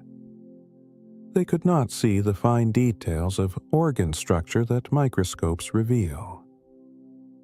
They did not understand biochemistry or the molecular basis of physiological processes. They misconceived the functions of several organs, attributing thought and emotion to the heart rather than the brain. Their concept of bodily channels carrying various substances reflected attempts to explain physiology without understanding circulation, respiration, or metabolism. Yet, within these limitations, Egyptian anatomical knowledge was substantial. It enabled effective surgical practice. It supported rational diagnosis based on understanding how injuries to specific structures produced predictable symptoms. It allowed physicians to explain disease and treatment in terms that reflected genuine understanding of bodily organization. This knowledge, transmitted to Greek and Roman physicians, influenced Western medicine for centuries. As sleep claims you completely, let your awareness drift through the body itself. Feel the heart beating steadily, sending blood through vessels that reach every tissue. Sense the lungs expanding and contracting, drawing in air with each breath. Notice the countless processes occurring beneath awareness: digestion, filtration, repair, all the functions that sustain life moment to moment. The Egyptians stood at the beginning of this understanding, peering into the body's mysteries with curiosity and careful observation. Their knowledge, though incomplete, represented humanity's first sustained effort to understand the intricate machine that carries consciousness through the world. Prosthetics, disability, and compassionate care. In a tomb at Thebes, archaeologists discovered a mummified woman whose left foot was missing. In its place, an artificial toe had been attached, carved from wood and leather with remarkable attention to detail. The toe had been carefully shaped to match the contours of natural toes, painted to approximate skin color, and attached with leather straps that would have held it securely to the foot. Biomechanical analysis of this prosthetic reveals something astonishing. It appears to have been functional, capable of bearing weight and assisting with walking, rather than merely cosmetic. This artificial toe, dating back approximately 3,000 years, represents the world's oldest known functional prosthetic device. It demonstrates something profound about ancient Egyptian society. They did not simply abandon people who had lost limbs or suffered permanent disabilities. Instead, they created technologies to restore function and integrate disabled individuals back into normal life as fully as possible. Other prosthetic devices have been discovered. A mummified woman from a later period wore an artificial big toe made of cartonnage, a material created from linen and glue.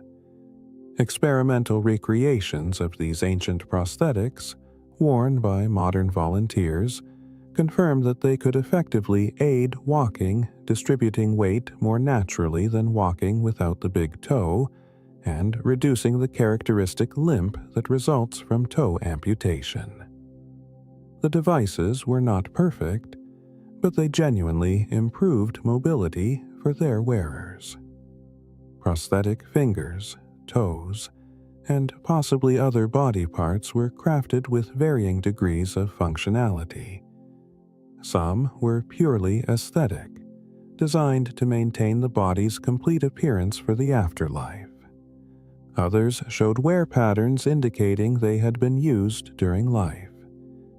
The existence of these devices reveals craftsmen capable of creating sophisticated prosthetics and a medical profession willing to fit and maintain them for patients who needed such assistance. Disability itself was viewed through a remarkably progressive lens in ancient Egypt. Evidence from art, literature, and skeletal remains suggests that people with deformities, disabilities, and chronic conditions were generally integrated into society rather than marginalized or stigmatized. Dwarfism appears frequently in Egyptian art and records. People of short stature held respected positions, some as craftsmen whose small size allowed them to work in confined spaces, others as servants in wealthy households, still others as priests or officials. Far from being outcasts, they lived ordinary lives within their communities. Skeletal remains showing evidence of serious injuries that healed reveal people surviving traumas that easily could have been fatal. Healed fractures, including complex injuries to the spine and skull, indicate these individuals received medical care and were supported through lengthy recovery periods. People with conditions like poliomyelitis, which causes permanent paralysis and muscle wasting, lived to adulthood and old age, suggesting families and communities cared for them throughout their lives. Blindness, caused by disease, injury, or genetic conditions affected many Egyptians. Yet blind individuals worked as musicians, as storytellers, and in other roles where vision was less critical. A famous statue shows a blind harper performing at a feast, his disability noted but not presented as diminishing his value or dignity. Medical texts discuss treatments for eye conditions that might cause blindness, but when prevention or cure was impossible, the texts shift to discussing how to help patients adapt to vision loss. Deafness and speech impairments appear in Egyptian records. Sign language may have been used, though direct evidence is limited. People who could not speak or hear clearly still participated in family and community life. The lack of extensive discussion of such disabilities in medical texts might actually indicate they were not seen as medical problems requiring treatment, but as variations within the normal human condition requiring accommodation rather than cure. Mental illness and cognitive disabilities present more challenging interpretative questions.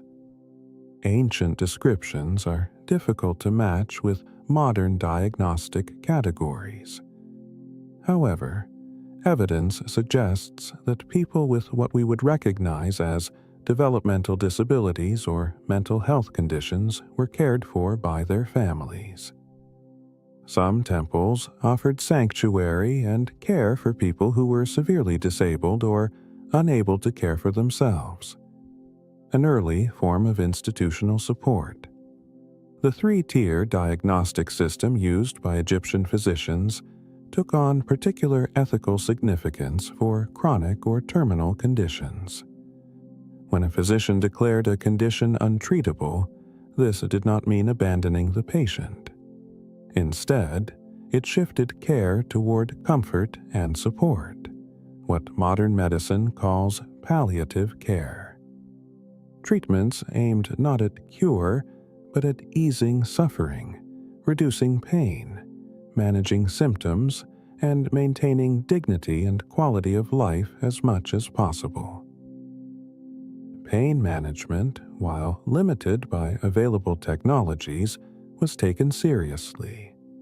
Opium appears in medical texts as a treatment for severe pain, though its use was probably reserved for cases where less powerful remedies proved inadequate.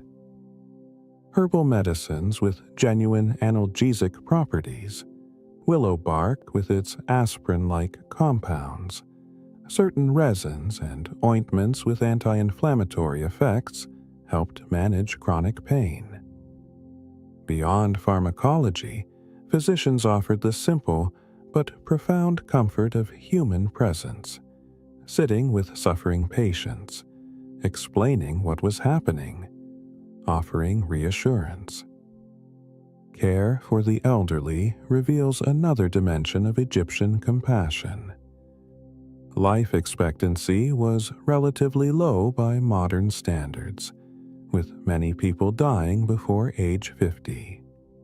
Those who survived to old age often experienced the physical challenges of aging, arthritis, dental problems, vision, and hearing loss, declining strength and mobility. Medical texts describe treatments specifically for conditions more common in older people. Families cared for aging relatives, and society valued the elderly for their wisdom and experience. Women's health across the lifespan received attention. Adolescent girls, pregnant women, new mothers, and women in menopause or old age all had specific health needs addressed in medical texts.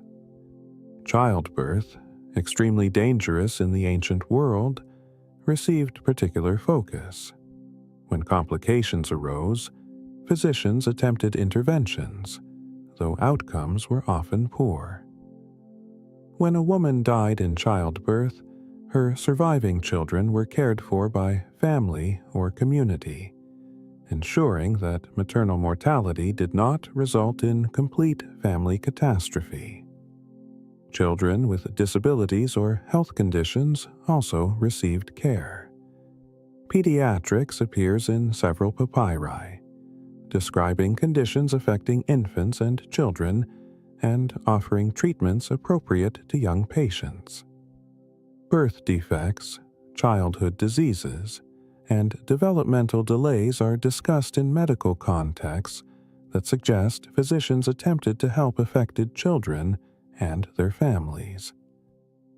While infant mortality was high, children who survived infancy were valued and protected. The social support structures enabling this relatively enlightened approach to disability remain partially obscure. Extended families probably bore primary responsibility for caring for disabled members. Religious institutions may have provided supplementary support.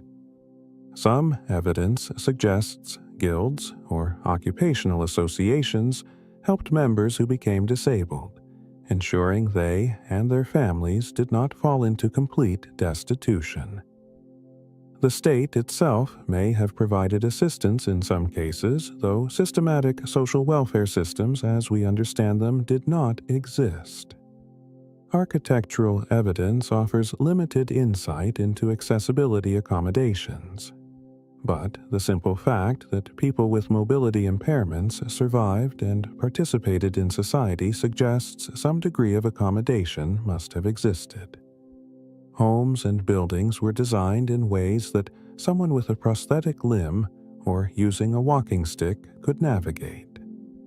Work was organized to include people whose disabilities prevented them from performing certain tasks, but who could contribute in other ways. Egyptian attitudes toward death and the afterlife may have contributed to their approach to disability. Religious beliefs emphasize the perfection of the body in the afterlife. Someone who died with a missing limb might be depicted in tomb paintings with that limb restored. The mummification process itself aimed to preserve the body as completely as possible. This theological emphasis on physical completeness in the afterlife paradoxically may have made Egyptians more accepting of imperfection in mortal life. What mattered ultimately was the soul's journey after death, not the body's condition during life. The relationship between physician and disabled patient appears to have been characterized by respect and realistic assessment. Medical texts instruct physicians to be honest about limitations, to explain when a condition cannot be cured, to discuss what adaptations might be possible. This honest communication, combined with commitment to patient well-being even when cure was impossible, reflects medical ethics that honored patient dignity, as you rest in the deepest stage of sleep. Imagine a world where disability did not mean exclusion, where people with conditions that could not be cured still lived valued lives. Picture craftsmen working with prosthetic devices, parents caring for disabled children, families supporting elderly members through final years. Feel the weight of compassion that sustained this approach, the recognition that every person held worth regardless of physical condition. The ancient Egyptians understood something modern societies still struggle to fully implement: that caring for the vulnerable reflects a civilization's true character, legacy, and influence. Time moves forward like the Nile flowing toward the sea. Egyptian civilization, which flourished for over 3,000 years along that great river, eventually declined. Foreign powers conquered Egypt. The Greek Ptolemies ruled, then the Romans, then others. The temples fell into disrepair. The hieroglyphic writing system was eventually forgotten, its secrets locked away until the 19th century, when scholars finally deciphered ancient texts. Yet, the medical knowledge of Egypt did not disappear. It flowed outward, carried by those who studied at Egyptian temples and learned from Egyptian physicians. Greek physicians traveled to Egypt to study. The great Hippocrates, often called the father of Western medicine, almost certainly had access to Egyptian medical texts. His systematic approach to patient examination, the careful observation of symptoms, the recording of case studies, all echo methods documented in Egyptian papyri centuries earlier. The Hippocratic Oath's emphasis on doing no harm and recognizing the limits of medical intervention reflects ethical principles present in Egyptian medical practice. Herophilos and Erasistratus, Greek physicians who made fundamental contributions to anatomy and physiology, studied at Alexandria in Egypt. The Great Library and Museum at Alexandria housed medical texts from throughout the ancient world, including extensive Egyptian documents. These Greek physicians acknowledged their debt to Egyptian medical knowledge, recognizing that they were building on foundations laid by earlier healers. Galen, perhaps the most influential physician of the Roman period, studied Egyptian medical texts and incorporated Egyptian knowledge into his own voluminous writings.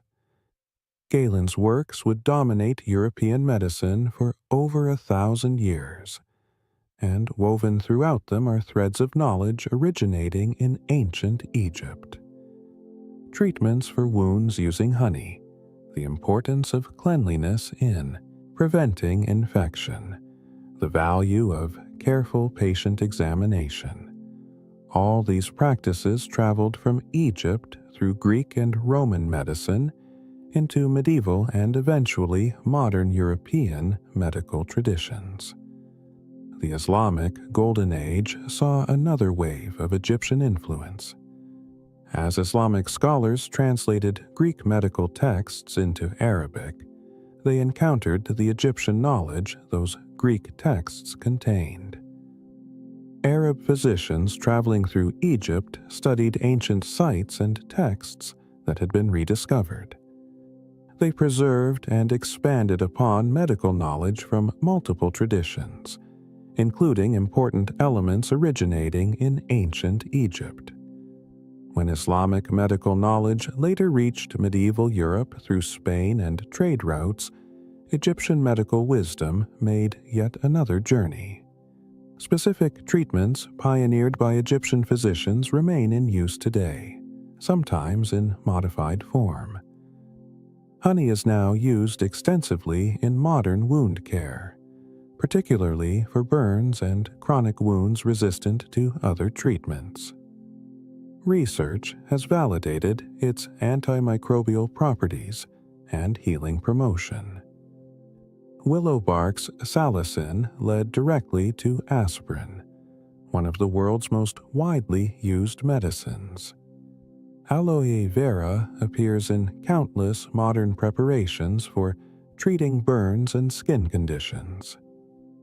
Garlic's cardiovascular benefits, suspected by the Egyptians, have been partially confirmed by research. The structure of medical education reflects Egyptian influence. The concept of physicians training by studying texts and working under experienced masters originated in Egyptian houses of life.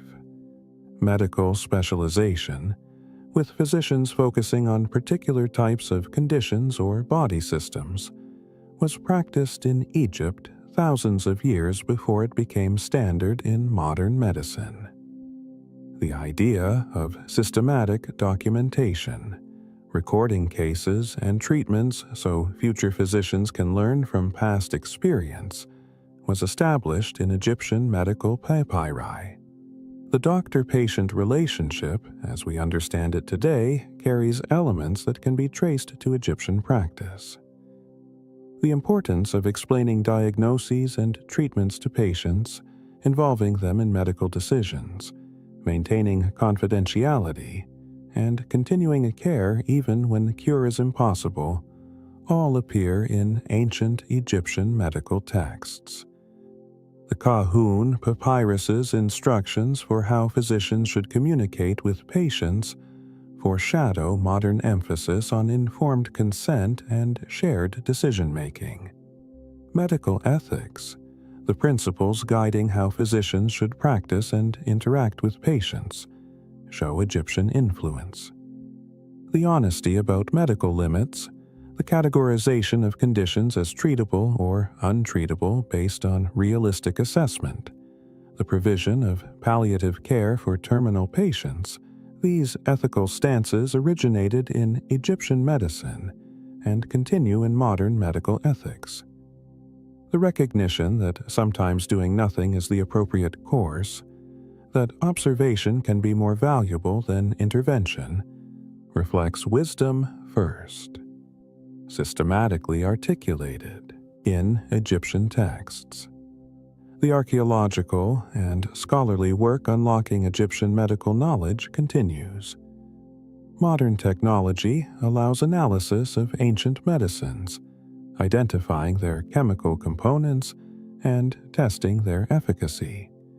Skeletal remains are studied with advanced techniques, revealing information about ancient diseases, injuries, and treatments that written texts alone cannot provide. Each discovery adds to understanding of how ancient healers practiced their craft and what they achieved. Some modern Egyptian traditional medicine practices may preserve very ancient knowledge, though separating genuine continuity from later additions or reinventions is challenging. Herbal remedies used in Egyptian folk medicine sometimes parallel prescriptions found in ancient papyri, suggesting possible transmission across millennia. Whether these represent continuous tradition or independent rediscovery remains debated. The fundamental approach of Egyptian medicine, observation, documentation, rational treatment based on evidence and experience, represents the true legacy. They established that medicine could be a science, based on systematic study rather than pure guesswork. They showed that knowledge could accumulate and improve across generations when carefully recorded and transmitted. They demonstrated that compassion and realism could coexist in medical practice, with physicians simultaneously striving to heal while honestly acknowledging limits. Modern medicine surpasses ancient Egyptian medicine in countless ways. We understand anatomy, physiology, and disease mechanisms far more completely. Our surgical techniques are vastly more sophisticated and safer. Our pharmaceuticals are more targeted and effective. We can treat conditions that were universally fatal in the ancient world. Yet the distance traveled from Egyptian medicine to modern medicine should not obscure the profound debt we owe to these ancient healers. They lit the first lamps in the darkness, illuminating the path that all subsequent medical advances would follow. When a modern surgeon examines a patient systematically before deciding on treatment, she follows protocols established in the Edwin Smith Papyrus. When a doctor explains a diagnosis honestly and discusses treatment options, he practices communication emphasized in the Kahun Papyrus. When nurses clean wounds with antiseptic and apply honey-based ointments, they use methods documented in the Ebers Papyrus. The direct line of transmission may be obscured by millennia and multiple intermediaries, but the connection exists.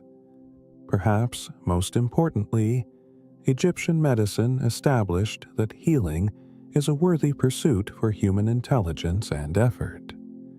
The elaborate systems of training, documentation, and practice they developed showed that medicine could be a professional calling demanding the highest levels of skill, knowledge, and ethical commitment.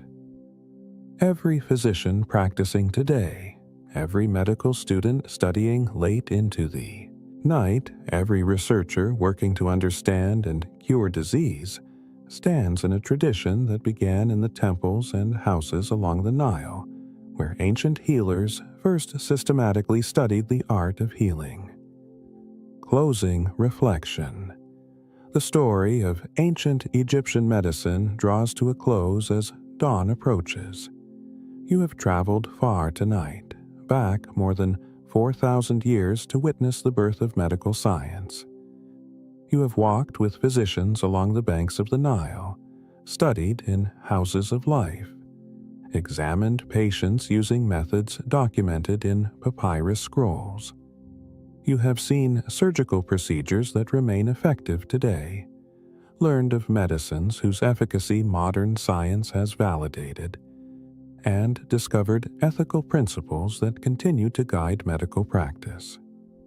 What strikes most profoundly about Egyptian medicine is how it balanced multiple dimensions of healing: the rational and the spiritual, the practical and the compassionate, the accumulation of knowledge and the humble recognition of ignorance, all coexisted in their approach to healing. Modern medicine, for all its advances, still struggles to maintain this balance. We excel at technical intervention but sometimes lose sight of the whole person. We accumulate vast knowledge but occasionally forget that uncertainty remains central to medical practice. We develop powerful treatments but may neglect the simple human comfort that comes from caring presence. The Egyptians understood that healing requires both knowledge and wisdom, both technical skill and ethical commitment. They knew that not all patients can be cured, but all patients deserve care. They recognized that honesty about medical limits serves patients better than false promises. They integrated disabled individuals into society rather than marginalizing them. They recorded their knowledge for future generations, showing that progress depends on learning from the past while building toward the future. As you drift in the peaceful space between waking and sleeping, perhaps you can carry forward some small piece of what ancient Egyptian healers understood. When you face suffering, in yourself or others, remember that healing has multiple dimensions. When you encounter medical knowledge, honor both its power and its limits. When you meet someone with disability or chronic illness, remember that human worth transcends physical condition. When you observe the world, know that careful attention and documented experience can expand understanding across generations. If this your journey through ancient Egyptian medicine has brought you insight or peaceful rest, I invite you once more to like this video and subscribe to the Sleepy Science Society. Your support allows these quiet explorations of science and history to reach others who seek knowledge that calms rather than agitates, who want to learn while drifting toward rest. Share your thoughts in the comments if you feel moved to do so. Tell us what aspects of Egyptian medicine surprised you or what connections you see to modern healing. But now, let everything fall away. The physicians and temples, the papyri and procedures, the medicines and surgeries all fade into the background as sleep claims you completely. Your breathing slows. Your body relaxes into perfect stillness. Thoughts dissolve like mist in morning sun. You have learned much tonight, and that knowledge will rest gently in memory, available when you need it, but causing no disturbance to your sleep. The ancient Egyptians believed that night was a journey through the underworld, a passage from sunset to sunrise that mirrored the soul's journey from life to afterlife and back again. Let your own night now be such a journey. Travel through dreams and darkness, knowing you are safe, knowing morning will return, knowing that the wisdom of healers long past still guides those who care for the living today. Rest now. Let go. The Nile flows eternally, carrying the stories of those who lived along its banks into the endless future. Among those stories, the tale of ancient Egyptian medicine shines brightly, a testament to human compassion, curiosity, and the enduring desire to ease suffering and restore health. This gift they gave to the world remains vital after 4,000 years, a healing knowledge that transcends time. Sleep well, dream peacefully. Good night.